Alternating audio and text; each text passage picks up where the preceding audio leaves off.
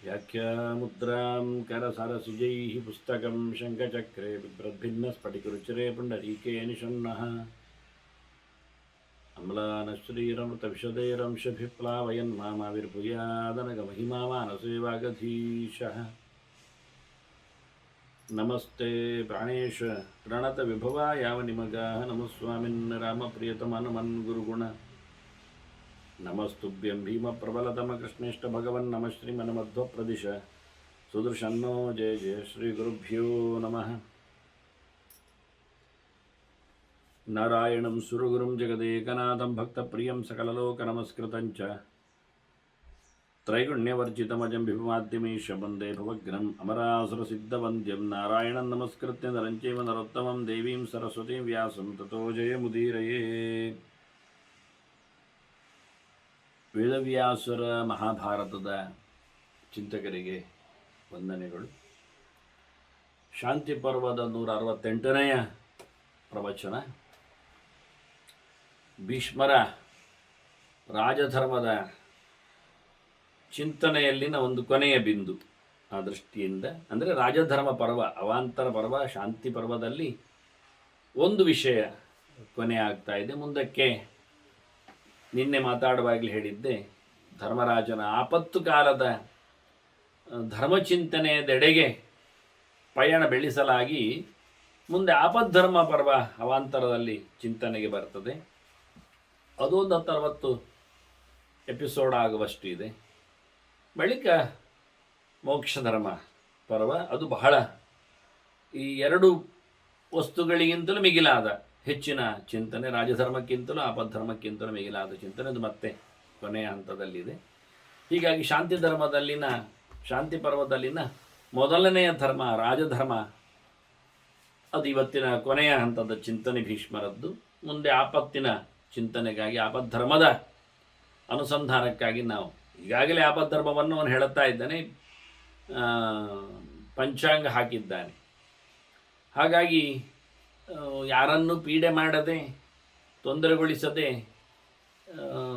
ದುಡ್ಡು ಮಾಡಿಕೊಳ್ಳದೆ ರಾಜ ಪ್ರಜಾಕ್ಷೇಮವನ್ನು ಪಾಲನೆಯನ್ನು ಮಾಡಲಿಕ್ಕೆ ಆಗುವುದಿಲ್ಲ ಅಂತ ಹೇಳಿ ಆಪತ್ಕಾಲದಲ್ಲಿ ರಾಜ ಏನು ಮಾಡಬೇಕು ಅಂದಾಗ ತೊಂದರೆ ಪಡಿಸುವುದು ಅಂತಲೇ ಹೇಳ್ತಾನೆ. ಅನ್ಯತ್ರ ರಾಜನ ಹಿಂಸಾಯ ವೃತ್ತಿರ್ನೇಹಾಸ್ತಿ ಕಸಿಜಿತ್. ಯಾರಿಗಾದರೂ ತೊಂದರೆ ಮಾಡದೆ ಬದುಕಲಿಕ್ಕೆ ಆಗ್ತದೆ ಅಂತ ಉಂಟಾ ನೋಡಿ, ಜನರಲೈಸ್ ಮಾಡ್ತಾನೆ ಭಾಳ ಚೆನ್ನಾಗಿ. ಎಲ್ಲಿಯಾದರೂ ಯಾರನ್ನಾದರೂ ಹಿಂಸಿಸದೆ ಕೆಲಸ ಮಾಡಿದ್ದು ತೋರಿಸಿ ಅವ ಹೇಳುತ್ತೆ. ಬದುಕು ಅಂದಾಗ ಒಬ್ಬರಿಗೊಬ್ಬರಿಗೆ ತುಳಿಯುವುದೇ ಕಮ್ಮಿ ಮಟ್ಟದ ಹಿಂಸೆ ಅಂತ ಹೇಳಬೇಕಷ್ಟೆ. ಅದನ್ನು ಅವರು ಗಮನಿಸಬಾರ್ದು, ಒಂದು ನೆಗ್ಲೆಕ್ಟ್ ಮಾಡಬೇಕು, ಒಂದು ಹೆಚ್ಚಿನ ಲಾಭಕ್ಕೋಸ್ಕರ. ಈಗ ರೈತ ದುಡಿತಾನೆ, ಅವನ ಮನೆ ಮಂದಿಯನ್ನು ದುಡಿಸಿಕೊಳ್ಳುತ್ತಾನೆ, ಅವನ ಸಾಕು ಪ್ರಾಣಿಯ ಮೇಲೆ ಅವನಿಗೆ ಭಾರಿ ಮೋಕೆ ಇದೆ, ಆದರೂ ರೂಪಾಯಿ ಇಲ್ಲದೆ ಹೊಡಿತಾನೆ, ದುಡಿಸ್ತಾನೆ. ಯಾಕೆ ಅಂದರೆ ಅದಕ್ಕಿಂತ ದೊಡ್ಡ, ಈ ಹಿಂಸೆಗಿಂತ ದೊಡ್ಡದಾದ ಸುಖ ಇದೆ. ಅದಕ್ಕೂ ಒಂದಿಷ್ಟು ತಿನ್ನಲಿ ಸಿಗುತ್ತೆ. ಅವನು ಹೇಳ್ತಾನೆ, ನಿಂಗೂ ಉಂಟು ಅಂತ ಹೇಳಿಕೊಂಡು ಹೊಡೆಯುವಾಗಲೂ ದುಡಿಸುವಾಗಲೂ ಹೇಳುತ್ತಾನೆ ತನ್ನ ಆಕಳುಗಳಲ್ಲಿ ಎಲ್ಲ, ಹೌದು ನಿಮಗೂ ಪಾಲಿದೆ, ನನಗೆ ಮಾತ್ರ ಅಲ್ಲ ಅಂತ. ಹಾಗಾಗಿ ಒಂದೊಮ್ಮೆ ತೆನೆ ಆದ ಬಳಿಕ ಅವನದರ ಧಾನ್ಯಗಳ ಕಣಗಳನ್ನು ತಿಂದರು, ಅದರ ಉಳಿದ ದಂಟುಗಳೆಲ್ಲ, ಹುಲ್ಲು ಎಲ್ಲ ಅದಕ್ಕೆ, ಹಸಿ ಇದ್ದಾಗಲೂ ಒಣಗಿದಾಗಲೂ ಅದಕ್ಕೆ ಆತ ಸೂಡಿ ಕಟ್ಟಿ ಹಾಕ್ತಾನೆ. ಹಾಗಾಗಿ ಅದಕ್ಕೂ ತುಳಿಯುವಾಗ, ನಡೆಯುವಾಗ, ಕೆಲಸ ಮಾಡುವಾಗ ಅದರ ಪರಿಮಳ, ಭತ್ತದ ತೆನೆಯ ಅಥವಾ ಗಿಡದ ಪರಿಮಳ, ಹುಲ್ಲಿನ ವಾಸನೆ ಅದಕ್ಕೆ ಬರಲಿಕ್ಕೆ ಹೋಗಿ ಅದು ತನಗಿದೆ ಅಂತ ಗೊತ್ತಾಗುತ್ತೆ. ಅದಕ್ಕೆ ಪಾಲು ಬರ್ತದೆ ಕಾಯ್ತದೆ. ಕೊನೆಯ ಸುಡಿ ಹಾಕಿ ಅದರ ಹತ್ತಿರಕ್ಕೆ ತಂದಾಗ ಅದಕ್ಕೆ ಖುಷಿ ಆಗ್ತದೋ, ಇದನ್ನೇ ನಾನು ಬೆಳೆಸಿದ್ದು, ಪಾಪ ಅದಕ್ಕೆ ಅದರಲ್ಲಿ ಭತ್ತ ಬಂದದ್ದು ಗೊತ್ತಿಲ್ಲ, ಅಕ್ಕಿ ಆದದ್ದು ಗೊತ್ತಿಲ್ಲ, ಎಲ್ಲಿಯೋ ಪಿಂಡ ದಿವಸ ಹಾಕ್ತಾನೆ, ದನಕ್ಕೂ ಪಿಂಡ ಹಾಕ್ಬೋದು ಅಂತ ಇರೋದ್ರಿಂದ ಪಿಂಡ ವಿಸರ್ಜನೆ ದನಕ್ಕೆ ಕೊಡ್ತಾನೆ ಅನ್ನೋ ಅನ್ನೋದು ಉಂಡೆ. ಉಳಿದ ದಿವಸಗಳಲ್ಲಿ ಅದಕ್ಕೆ ಇರಲಿ ಪಾಪ, ಅದಕ್ಕೆ ಅದುವೇ ಆಹಾರ, ಅದರ ಯೋಗ್ಯತೆ. ಅದನ್ನು ಹೇಳಿದ ಇವ, ಹಿಂಸೆ ಪಡಿಸದೆ ಯಾವನೊಬ್ಬನು ಬದುಕುವುದನ್ನು ಕಾಣುವುದಿಲ್ಲ. ಧರ್ಮರಾಜನಿಗೆ ಕಾಡಿಗೆ ಹೋಗಬೇಕು ಅಂತ ಆಸೆ ಇತ್ತಲ್ಲ, ಈಗಲೂ ತಲೆಯಲ್ಲಿ ಉಂಟವನಿಗೆ. ಹಾಗಾಗಿ ಭೀಷ್ಮರು, ಅಲ್ಲ ಕಾಡಿನಲ್ಲಿ ಸುಖ ಅಂತ ತಿಳ್ಕೊಂಡ್ಯಾ, ಅಲ್ಲಿ ಯಾರಿಗೂ ಹಿಂಸೆ ಆಗುವುದಿಲ್ಲ ಒಬ್ಬನೇ ಇದ್ದಾಗ ಅಂತ ಯೋಚನೆ ಮಾಡ್ತೀಯ? ಎಲ್ಲಿ ಉಂಟಯ್ಯ? ಅಪ್ಯರಣ್ಯ ಸಮುತ್ತಸ್ಯ ಏಕಸ್ಯ ಚರತೋ ಮುನೆ. ಕಾಡಿನಲ್ಲಿ ಒಬ್ಬನೇ ಇದ್ದಾನೆ, ಆಯ್ತಾ? ಅಲ್ಲೇ ಹುಟ್ಟಿದ್ದು ಅಂತ ಹಿಡ್ಕೊ ಅವನನ್ನು, ನಮಗೇನು? ಯಾಕೆ ಇಲ್ಲಾದರೆ ಊರಿನಲ್ಲಿದ್ದಾಗ ಅದರ ವಾಸನೆ ಬಂದವನು ಹಾಗೆ ಹೀಗೆ ಹೇಳ್ತೀಯ, ಬೇಡ. ಕಾಡಿನಲ್ಲಿ ಹುಟ್ಟಿ ಬಂದ ಒಬ್ಬ ಕಾಡಿನಲ್ಲಿ ಒಬ್ಬನೇ ಇದ್ದಾನೆ, ಹಿಂಸೆ ಮಾಡದೇ ಇರ್ತಾನೆ, ಬದುಕಲಿ ಹಿಂಸೆ ಆಗದೇ ಇರ್ತದೆ. ತಿನ್ನಲಿಕ್ಕೆ ಇರಲಿಕ್ಕೆ ಎರಡು ರೀತಿಯಿಂದ ಸ್ಪಷ್ಟ ಕೊಟ್ಟ ಭೀಷ್ಮ. ನಡೀತಾನೆ ಅಂದರೆ, ಹೆಜ್ಜೆ ಇಡುತ್ತಾನೆ ಅಂದರೆ ಕಾಲಡಿಯಲ್ಲಿ ಸಾಯ್ತದೆ, ತಿಂತಾನೆ ಅಂದರೆ ಸಾಯ್ತದೆ. ಯಾರೋ ಇತ್ತೀಚೆಗೆ ಅಂಜೂರ ಮಾಂಸಾಹಾರ ಅಲ್ಲವೇ, ಜೈನರು ತಿನ್ನುವುದಿಲ್ಲ ಅಲ್ಲವೇ, ಅದರೊಳಗೆ ಜೇನುನೊಣಗಳು ಸತ್ತೋಗ್ತಾವಲ್ಲವೇ ಅಂತ. ಅಲ್ಲ, ಅಂಜೂರದಲ್ಲಿ ಮಾತ್ರ ಏನು, ಎಲ್ಲದರಲ್ಲಿಯೂ ಜೇನುನೊಣಗಳು ಸಾಯ್ತಾವೆ ಆ ಲೆಕ್ಕಾಚಾರದಲ್ಲಿ ನೋಡ್ಲಿಕ್ಕೆ ಹೋದರೆ. ಎಲ್ಲ ಕಡೆಯೂ ಪ್ರಾಣಿ ಪ್ರಪಂಚ, ಕೀಟ ಪ್ರಪಂಚ ಮುತ್ತಿ ಹಾಕಿಕೊಂಡು ತರಕಾರಿಯಲ್ಲಿ ಆಗಲಿ ಅಥವಾ ಹೂವುಗಳಲ್ಲಿ ಆಗಲಿ ಎಲೆಗಳಲ್ಲಿ ಆಗಲಿ ಅತ್ಯಂತ ಸೂಕ್ಷ್ಮವಾದಂತಹ ಜೀವಿಗಳು ಎಲ್ಲೆಡೆ ಇವೆ. ಬಾಳೆಹಣ್ಣು ಕತ್ತರಿಸಿ ನೋಡಿ ಒಮ್ಮೆ, ಈ ಜನ್ಮದಲ್ಲಿ ತಿನ್ನಲಿಕ್ಕಿಲ್ಲ. ಅಲ್ಲಿ ಆನೆ ಎಷ್ಟು ದೊಡ್ಡದು ಪ್ರಾಣಿ ಎಲ್ಲ ಅಲ್ಲ ಆಡ್ತಾ ಇರ್ತದೆ. ಮತ್ತೆ ನಾವು ನೋಡ್ಲಿಕ್ಕೆ ಹೋದರೆ ಮೈಕ್ರೋಸ್ಕೋಪಲ್ಲಿ ಹಾಲು ಹೆಪ್ಪಾಗುವುದೇನು, ಮೊಸರು ತಿನ್ನುವುದೇನು ನಮ್ಮ ಕತೆ? ಅದನ್ನು ಕಡಿಸಿ ಮೊಸರನ್ನೆಲ್ಲ ಕೆನೆ ತೆಗೆದು ಮತ್ತೆ ಅದರದ್ದು ಬೆಣ್ಣೆ ಹಾಕಿ ಅದನ್ನು ಕಾಯಿಸಿ ಎಲ್ಲ ತುಪ್ಪ ಮಾಡಿ ಎಲ್ಲ ತಿಂತೀರಲ್ಲ, ಕತೆ ಏನಲ್ಲಿ? ಅಲ್ಲಿ ಏನಿಲ್ಲ. ಅಚ್ಚೇ ಇದ್ದೀವಿ ಮದಾಕ್ಯೋ ಮಕ್ಕಳೇ ಇದ್ದೀವೋ ಶೋಷಿಯ ವಚ ಅನ್ನೋ ಹಾಗೆ ಕೆಲವು ಬಾಡಿ ಇದ್ದವುಗಳೇ, ದೇವರು ಹೇಳಿದ್ದು ಜೀವದ ಬಗ್ಗೆ, ಭೌತ ದೇಹ ಇದ್ದವುಗಳೇ ಕೆಲವು ಪ್ರಾಣಿಗಳೆಲ್ಲ ಅಂದರೆ ಬಹಳ ಅತ್ಯಂತ ಸೂಕ್ಷ್ಮವಾದಂಥ ಜೀವಿಗಳು, ಅಣುಗಳು, ಬ್ಯಾಕ್ಟೀರಿಯಾಗಳು. ಅವುಗಳು ಬಿಸಿಲಿನ ಬೇಗೆಯಲ್ಲಿ ಸುಡುವುದಿಲ್ಲ, ಸಾಯುವುದಿಲ್ಲ. ಬೆಂಕಿಯಲ್ಲಿ ಹಾಕಿದರೂ ಸುಡುವುದಿಲ್ಲ, ಸಾಯುವುದಿಲ್ಲ. ಬಾಣಲ್ಲಿ ಕರೆದ್ರೂ ಸಾಯುವುದಿಲ್ಲ, ಸುಡುವುದಿಲ್ಲ. ಏನು ಹೇಳ್ತೀರಿ? ಅಂಥವುಗಳು ಇವೆ. ಮನುಷ್ಯ 4 ಗಂಟೆ 2 ಗಂಟೆ ಬಿಸಿಲಲ್ಲಿ ನಿಂತರೆ, ನಡು ಬಿಸಿಲಿನಲ್ಲಿ ಮಂಡೆ ತಿರುಗಿ ಬೀಳ್ತಾನೆ, ಸನ್ಸ್ಟ್ರೋಕ್, ಸಾಯ್ತಾನೆ. ಈ ಬ್ಯಾಕ್ಟೀರಿಯಾಗಳು ಇಷ್ಟು ಸಣ್ಣವುಗಳು, ಅವುಗಳೇನು ಸಾಮರ್ಥ್ಯ ಇದೆ? ಅವುಗಳೇನು ತಿಂದು ಕೊಬ್ಬಿದ್ದಾವೆ? ಹೇಳಲಿಲ್ಲೇನು? ವನ್ಯೈಹಿ ತೃಣೈಹಿ ವನಗಜಾಹ ಬಲಿನೋ ಭವ ಅಂತ ಹೇಳಲಿಲ್ಲ? ಕಾಡಿನಲ್ಲಿ ಬೆಳೆದ ಹುಲ್ಲುಗಳನ್ನು ತಿಂದು ಆನೆಗಳು ಎಷ್ಟು ಗಟ್ಟಿ ಇಲ್ಲ, ಹೇಗಿಲ್ಲ, ಎಷ್ಟು ಬೆಳೆದಿಲ್ಲ, ಹೇಗಿಲ್ಲ. ತಿನ್ನುವುದರಲ್ಲೇ ಬಲ ಅಲ್ಲ, ತಿನ್ನದಿದ್ದರೆ ಬಲ ಇಲ್ಲ ಅಂತಲ್ಲ. ಹೇಗೋ ಜೀವಸತ್ವಗಳಿದ್ದಾವೆ ಭಯಂಕರವಾಗಿ. ಕಾಲಿ ನೀರು ಕೊಡೋದು, ಹಾವು ಗಾಳಿ ನುಂಗಿ ಬದುಕುವುದಿಲ್ವೇನು? ಏನು ಹೇಳೋ ಅದಕ್ಕೆಲ್ಲ? ಹಾಗಾಗಿ ವಿಚಿತ್ರ ಆಗಿರುತ್ತದೆ. ಮನುಷ್ಯ ಬದುಕಬೇಕು ಅಂದಾಗ ಎಲ್ಲ ಹಿಂಸೆಗಳು ನಡೀತವೆ. ಹಿಂದಿದೆ ಧರ್ಮರಾಜನಿಗೆ ವೇದವ್ಯಾಸರು ಹೇಳಿಲ್ವಾ? ಕಣ್ಣು ಮಿಟಿಗಿಸು ಸಾಕು, ಪ್ರಾಣಿ ವಧೆ ಆಗ್ತದೆ. ರೆಪ್ಪೆಯಲ್ಲಿ ಕೂತ ಎಷ್ಟೋ ಅಣುಜೀವಿಗಳು ಸಾಯ್ತಾವೆ, ನಮ್ಮ ಉಸಿರಿಗೆ ಎಷ್ಟೋ ಸಾಯ್ತಾವೆ, ಉಸಿರನ್ನು ಒಳಗೋಗ್ಕೊಂಡು ಹೊಟ್ಟೊಳಗೆ ಎಷ್ಟೋ ಸುಟ್ಟು ಹೋಗ್ತಾವೆ ಪ್ರತಿನಿತ್ಯ. ಹೀಗಿರುವಾಗ ಒಬ್ಬ ಕಾಡಿನಲ್ಲಿ ಕೂತರು, ಅವನು ತಿಂದ್ರು ತಿರುಗಿದ್ರು ಹಿಂಸೆ ಎನ್ನುವುದು ತಪ್ಪಿಸ್ಲಿಕ್ಕೆ ಆಗುವುದಿಲ್ಲ. ಸಸಂಖ್ಯ ಲಿಖಿತ ಮೃತ್ಯುಂ ಶಕ್ಯಮಾಸ್ತಾತು ನ ಶಂಕ ಲಿಖಿತ ಮೃತ್ಯುಂ ಶಕ್ಯಮಾಸ್ತಾತು ಜೀವಿತು ಶಕ್ಯಮಾಸ್ತಾಯ ಜೀವಿತು. ಶಂಕೆಲಿಗಿದ ವೃತ್ತಿಯನ್ನಿಟ್ಟುಕೊಂಡು ಬದುಕಲಿಕ್ಕೆ ಆಗ್ತದ? ಆಗುವುದಿಲ್ಲ. ಅದೊಂದು ಶಂಕಲಿಗಿದ ವೃತ್ತಿ ಅಲ್ಲ. ಶಂಕಲಿಗಿದರ ಕತೆ ಕೇಳಿಕೊಂಡೊಂದು ವೃತ್ತಿ ಮಾಡಿಕೊಳ್ಳುವ, ಅದೊಂದು ಪ್ರಕರಣ ಅಂತ ಇಟ್ಟುಕೊಂಡು. ಶಂಕಲಿಖಿತ ಹಿಂದೆ ಬಂದಿದೆ ಮಹಾಭಾರತ ಕತೆ. ಅವ ಅಣ್ಣನ ಮನೆಗೆ ಬಂದವ ತಮ್ಮ, ಅಲ್ಲ ಅಣ್ಣ ಇಲ್ಲದ್ದು ನೋಡಿ ಕೆಳಗೆ ಬಿದ್ದ ಮಾವಿನ ಹಣ್ಣೊಂದನ್ನು ತಿಂದದ್ದು. ಮತ್ತೆ ಬಂದು ಹೇಳಿದಾಗ ಅದು ಕದ್ದದ್ದು ಅಂತ ಅರ್ಥ.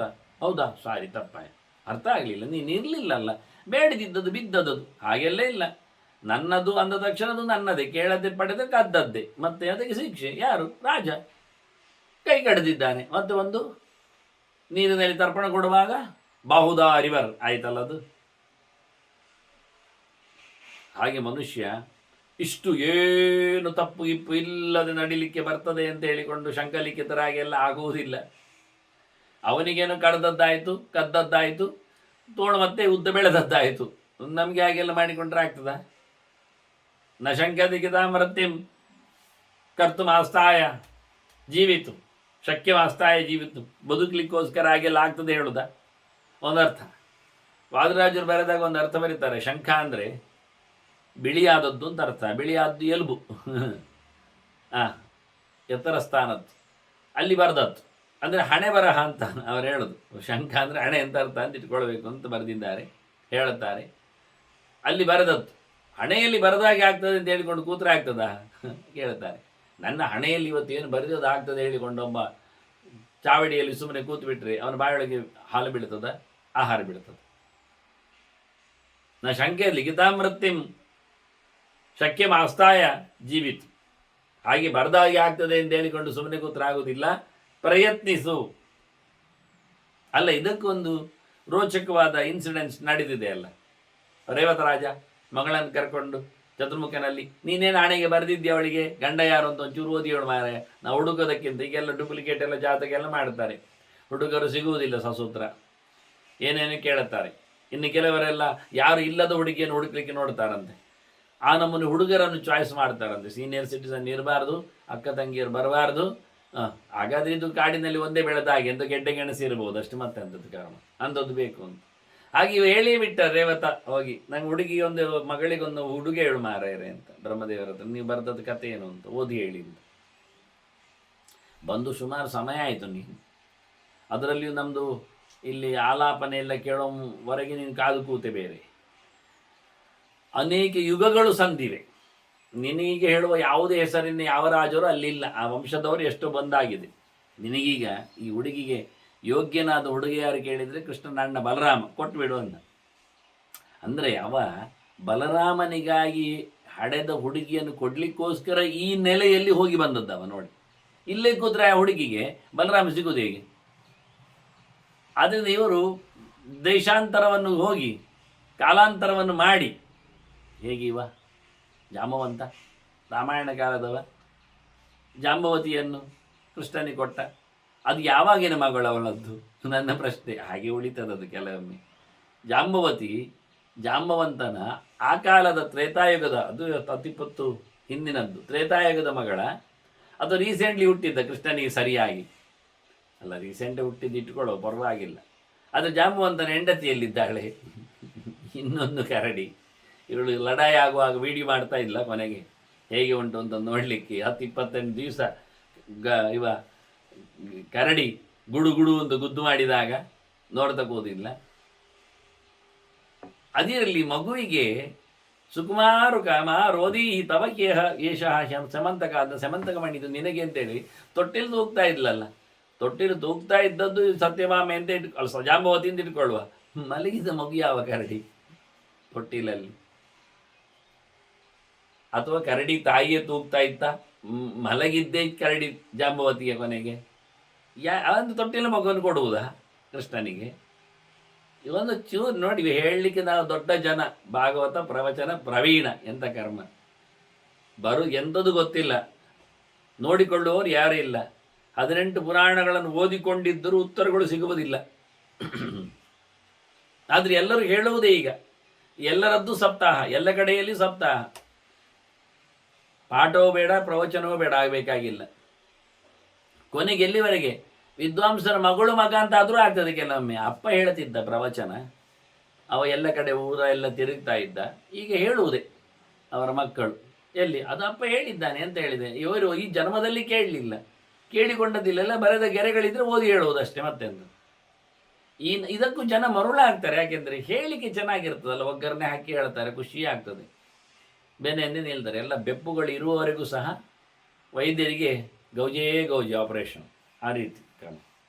ನೀವು ಆಹಾರದಲ್ಲಿ ಕಂಟ್ರೋಲ್ ಮಾಡೋದಿಲ್ಲ, ವೈದ್ಯರಿಗೆ ಐಫೈಯಲ್ಲಿ ಬದುಕಲಿಕ್ಕೆ ಆರಾಮಾಗ್ತದೆ ಎನ್ನುವುದು ಸತ್ಯ. ಅವರು ಒಂದು ದಿನ ಆ ರೀತಿಯಲ್ಲಿ ಮಾಡೋದಿಲ್ಲ. ಅದು ಯಾವನೊಬ್ಬ ಗುಡ್ಕ ತಯಾರು ಮಾಡಿದವ, ಮಣಿಚಂದೇನೆ ಹೆಸರು ನೆನಪಿಲ್ಲ ಸರಿಯಾಗಿ, ಅವನ ಫ್ಯಾಮಿಲಿ ಅವನಿಗಿಲ್ಲ, ಕೋಟಿಗಟ್ಟಲೆ ದುಡ್ಡು ಬಾಚಿದವ. ಎಲ್ಲ ಜನರಲ್ಲಿ ಕ್ಯಾನ್ಸರ್ ರೋಗಕ್ಕೆ ಕಾರಣನಾಗಿ ನಿಂತವ ಅದನ್ನು ತಯಾರು ಮಾಡಿ. ಆದರೆ ಅವನ ಜನ್ಮದಲ್ಲಿ ಅವನ ಮನೆ ಮಂದಿ ಅದನ್ನು ತಿನ್ನಲಿಲ್ಲ. ಯಾಕೆ ಅದರ ಪ್ರತಾಪ ಅಷ್ಟು ಜೋರು ಅಂದರೆ, ಅದು ಯಾಕೆ ಅಂದರೆ ಅವನು ಅದನ್ನು ತಯಾರು ಮಾಡುವಲ್ಲಿ ಅಡಿಗೆ ಎಲ್ಲ ಉಂಟಲ್ಲ, ಅದೆಲ್ಲ ಸೇರಿಕೊಳ್ತಲ್ಲ, ಅದಕ್ಕೆ ಬೇಕಾದ ಕಲರ್ಗಿಲ್ಲ ಅದೆಲ್ಲ ಆಗಲಿ ರಾಸಾಯನಿಕ, ಕಡೆಗೆ ಗಾಜನ್ನು ಹುಡಿ ಮಾಡಿ ಹಾಕೋದು. ಅದರಲ್ಲಿ ಗಾಜಿನ ಚಂಪಾಂಚೂರು ಅದರೊಟ್ಟಿಗೆ ಸೇರಿಕೊಂಡಿದೆ. ತಿನ್ನುವವನಿಗೆ ಅದರಿಂದಾಗಿ ಒಂದು ರೀತಿಯ ಟೆಂಪ್ಟ್. ಇದು ಗೊತ್ತಿದ್ದು ಅವನ ಇಡೀ ಫ್ಯಾಮಿಲಿ ತಿಂದಿಲ್ಲ ಒಂದು ಗುಟುಕ. ಆದರೆ ಲೋಕದಲ್ಲಿ ಇವತ್ತು ನೋಡಿ, ಹಿಂದೆ ತೆಗಿ, ಇದು ಸತ್ಯವನ್ನು ತೋರಿಸಿ ಜನರಿಗೆ ತಿನ್ನುವುದನ್ನು ನಿಲ್ಲಿಸಿ, ಅವನು ಸತ್ತದ್ದು ಮಾತ್ರ ವಿಪರೀತವಾದ ರೋಗದಿಂದಲೇ.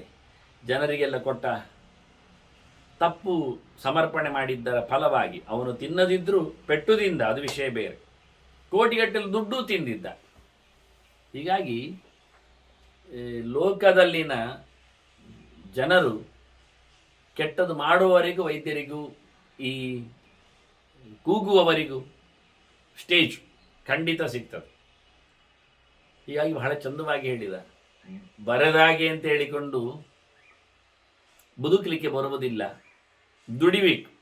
ವಿಶೇಷತಃ ಕುರುಶ್ರೇಷ್ಠ ಪ್ರಜಾಪಾಲನೆ ಮೀಪ್ಸತ, ಪ್ರಜೆಗಳನ್ನು ನೋಡಿಕೊಳ್ಳಬೇಕು ಅಂತ ಹೊರಟಿರತಕ್ಕಂಥ ರಾಜನಿಗೆ ಹಣೆಯಲ್ಲಿ ಬರದಾಗ ಆಗ್ತದೆ ಅಂತೇಳಿ ಕೂತ್ಕೊಳ್ಳುವುದಲ್ಲ. ಕೊನೆಗೆ ಹಣೆಗೆ ಕಲ್ಲು ಬಿಸಾಡ್ತಾರೆ ಜನ, ಸುಮ್ಮನೆ ಕೂತ್ರೆ ರಾಜ. ದುಡಿಬೇಕು, ಕೆಲಸ ಮಾಡಬೇಕು. ಪರಸ್ಪರಾಭಿಸಂರಕ್ಷ ರಾಜ್ಞಾ ರಾಷ್ಟ್ರೇನ ಚ ಆಪದಿ, ಆಪತ್ಕಾಲದಲ್ಲಿ ರಾಜ ಪ್ರಜೆಗಳಿಗೂ ಉಪಕಾರಕ್ಕೆ ಬರಬೇಕು, ಪ್ರಜೆಗಳು ರಾಜನಿಗೂ ಉಪಕಾರಕ್ಕೆ ಬರಬೇಕು. ಆಪತ್ತು ಕಾಲದಲ್ಲಿ ಪ್ರಜೆಗಳು ರಾಜನನ್ನು ಏನಯ್ಯ ಅಂತೇಳಿ ಬಿಡುವುದಲ್ಲ. ನೋಡಿಕೊಂಡಾಗ ತಂದೆ ತಾಯಿಗಳು ಮಕ್ಕಳನ್ನು ಚೆನ್ನಾಗಿದ್ದಾಗ ಮಕ್ಕಳು ಆಪತ್ಕಾಲದಲ್ಲಿ ತಂದೆ ತಾಯಿಗಳು ನೋಡ್ಲಿಕ್ಕೆ ಹೋಗ್ಬೇಕೆನ್ನುವುದು ಹೇಗೂ ಹಾಗೆ. ಅದರವರ ಕರ್ತವ್ಯ ಅಂದರೆ ಇದು ಇವರ ಸೇವೆ ಅಂತ ಹೇಳಲೇಬೇಕು.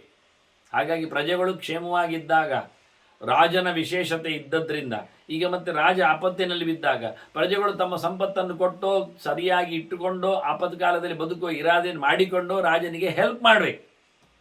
ಪರಸ್ಪರ ಸಹಾಯ ಮಾಡುವುದರಿಂದಲೇ ರಾಜ ಮತ್ತೆ ರಾಷ್ಟ್ರ. ನಿತ್ಯಮೇವೇಹ ಕರ್ತವ್ಯ ಏಷ ಧರ್ಮ ಸನಾತನ, ಇದು ಹಳೆಯ ಒಡಂಬಡಿಕೆ, ಸನಾತನ ಧರ್ಮದ ಲಕ್ಷಣ ಇದು. ಕೋಶಂ ದಂಡಂ ಬಲಂ ರಾಜ ಬಲಂ ಮಿತ್ರಂ ಯದನ್ಯದಪಿ ಸಂಚಿತಂ. ರಾಜ ಏನೆಲ್ಲ ಒಟ್ಟು ಮಾಡಿದ್ದಾನೆ, ಬೊಕ್ಕಸವೋ, ಸೇನೆಗಳು, ಅದು ಇತರ ದವಸ ಧಾನ್ಯಗಳು, ಇನ್ನಿತರ ವಸ್ತು ಪಗಡಿಗಳು ಏನೆಲ್ಲ ಉಂಟು, ಬೇಕಾದರೆ ಮಿತ್ರರು, ಸಹಾಯಕರು, ಮಂತ್ರಿವರ್ಗದವರು, ಸೇವಕರು, ಆನೆಗುದುರೆಗಳು, ರಥ ಪದ ಏನೇ ಇರಲಿ ಎಲ್ಲವನ್ನು ಏನೆಲ್ಲವೋ ಇಟ್ಟುಕೊಂಡಿದ್ದಾನೋ. ನಕುರ್ವೀತ್ ಅಂತರಂ ರಾಷ್ಟ್ರೇ ರಾಜ ಪರಿಗತೇಕ್ಷುದ. ಲೋಕ ಹಸಿವಿನಿಂದ ನಡುಗಿದರೆ, ಪ್ರಜೆಗಳು ಒದ್ದಾಡ್ತಾ ಇದ್ರೆ, ಕಷ್ಟದಲ್ಲಿದ್ದರೆ, ಇದು ಯಾವುದನ್ನು ಮುಚ್ಚಿಡ್ಲಿಕ್ಕಿಲ್ಲ ರಾಜ. ಇದು ಯಾವುದನ್ನು ಸಹ ತಾನು ಉಪಯೋಗಿಸುವುದಿಲ್ಲ, ಪ್ರಜೆಗಳ ಪಾಲನೆಗೋಸ್ಕರ ಅದನ್ನು ಬಿಡುವುದಿಲ್ಲ, ಹೇಳಲಿಕ್ಕಿಲ್ಲ. ದುಡ್ಡಿದೆ, ದವಸ ಧಾನ್ಯಗಳಿವೆ, ಪ್ರಜೆಗಳು ತೊಂದರೆಯಲ್ಲಿದ್ದಾರೆ, ಇಲ್ಲ ಇದು ಅರಮನೆಗಾಯಿತು ನಮಗೆ ಮಾತ್ರ ಇರಲಿ, ಸೀಮಿತ ಮಾಡುವ ಇಲ್ಲ, ಸ್ವಾರ್ಥ ಇಲ್ಲ, ಎಲ್ಲವನ್ನು ತೊರೆದಿಡಬೇಕು. ಯಾವುದನ್ನು ಮುಚ್ಚಿಡ್ಲಿಕ್ಕಿಲ್ಲ ರಾಜ. ಪ್ರಜೆಗಳು ಹಸಿವಿನಲ್ಲಿ ನರಳಿದಾಗ, ತೊಂದರೆಯಲ್ಲಿ ಬಿದ್ದಾಗ ರಾಜ ತನ್ನ ಸೊತ್ತುಗಳನ್ನೆಲ್ಲ ಅವರಿಗಾಗಿ ಬಿಟ್ಟುಕೊಡಬೇಕು. ಇದು ಪ್ರಜೆಗಳ ಮೇಲಿನ ಪ್ರೀತಿಯಿಂದ ರಾಜನ ಪಾಲನೆಯ ಧರ್ಮ ಅಂತಾರೆ. ಮತ್ತವರಿಂದ ಮಾಡಿ ವಿತ್ತಸ್ಯ ಜೀವಿತಂ ರಾಜ್ಞ ರಾಷ್ಟ್ರಂ ಯಸ್ಯ ಅವಸೀದತೆ. ಯಾರ ಊರು ಹಾಳಾಗ್ತಾ ಉಂಟೋ, ಯಾರ ದೇಶ ದುರ್ಗತಿಯಲ್ಲಿ ಬೀಳ್ತಾ ಇದ್ದು ಅಂಥ ರಾಜನಿಗೆ ಮೊದಲ ಕೆಲಸ ಏನು ಕೇಳಿ, ಬದುಕಿನಲ್ಲಿ ದುಡ್ಡು ಮಾಡುವುದೇ. ಸಂಪತ್ತನ್ನು ಹೇರಳವಾಗಿ ಇಟ್ಟುಕೊಂಡು ಪ್ರಜೆಗಳನ್ನು ನೋಡಿಕೊಳ್ಳಿಕ್ಕೋಸ್ಕರ ಅದನ್ನು ಕೋಶವನ್ನು ಅಭಿವೃದ್ಧಿಪಡಿಸುವುದೇ ಅವನ ಮೊದಲ ಧರ್ಮ. ರಾಜ್ಞ ಕೋಶ ಬಲಂ ಮೂಲಂ ಕೋಶ ಮೂಲಂ ಪುನಃ ಬಲಂ. ರಾಜನಿಗೆ ಯಾವುದು ಬಲ ಕೇಳಿದರೆ ಬೊಕ್ಕಸ. ಬೊಕ್ಕಸಕ್ಕೆ ಅದು ಬೊಕ್ಕಸದಿಂದಲೇ ಎಲ್ಲ ಬಲಗಳಿಗೆ ಬಲ. ದುಡ್ಡಿದ್ರೆ ಎಲ್ಲ ಬರ್ತಾರೆ, ಎಲ್ಲ ಆಗ್ತದೆ. ಸೇನೆಯನ್ನು ಕೊಡ್ಕೊಳ್ಬೋದು, ವ್ಯವಹಾರವನ್ನು ನಡೆಸ್ಬೋದು, ದವಸಗಳನ್ನು ಹೇರಿಸಬಹುದು, ಇನ್ನಿತರ ವ್ಯವಹಾರ ವ್ಯಾಪಾರಗಳನ್ನು ಸಹ ಅಭಿವೃದ್ಧಿಗೊಳಿಸಲಿಕ್ಕೆ ಆಗ್ತದೆ. ಎಲ್ಲ ಕಾಮಗಾರಿಗಳಿಗೂ ಬೇಕಾದ್ದೇನು ದುಡ್ಡು, ಅದನ್ನು ಮೊದಲು ರಾಜ ಮಾಡಬೇಕು. ಅದಕ್ಕೋಸ್ಕರ ಬಂತು ಅಂದ ತಕ್ಷಣ ತನ್ಮೂಲಂ ಧರ್ಮ ಸರ್ವಧರ್ಮಾಣ.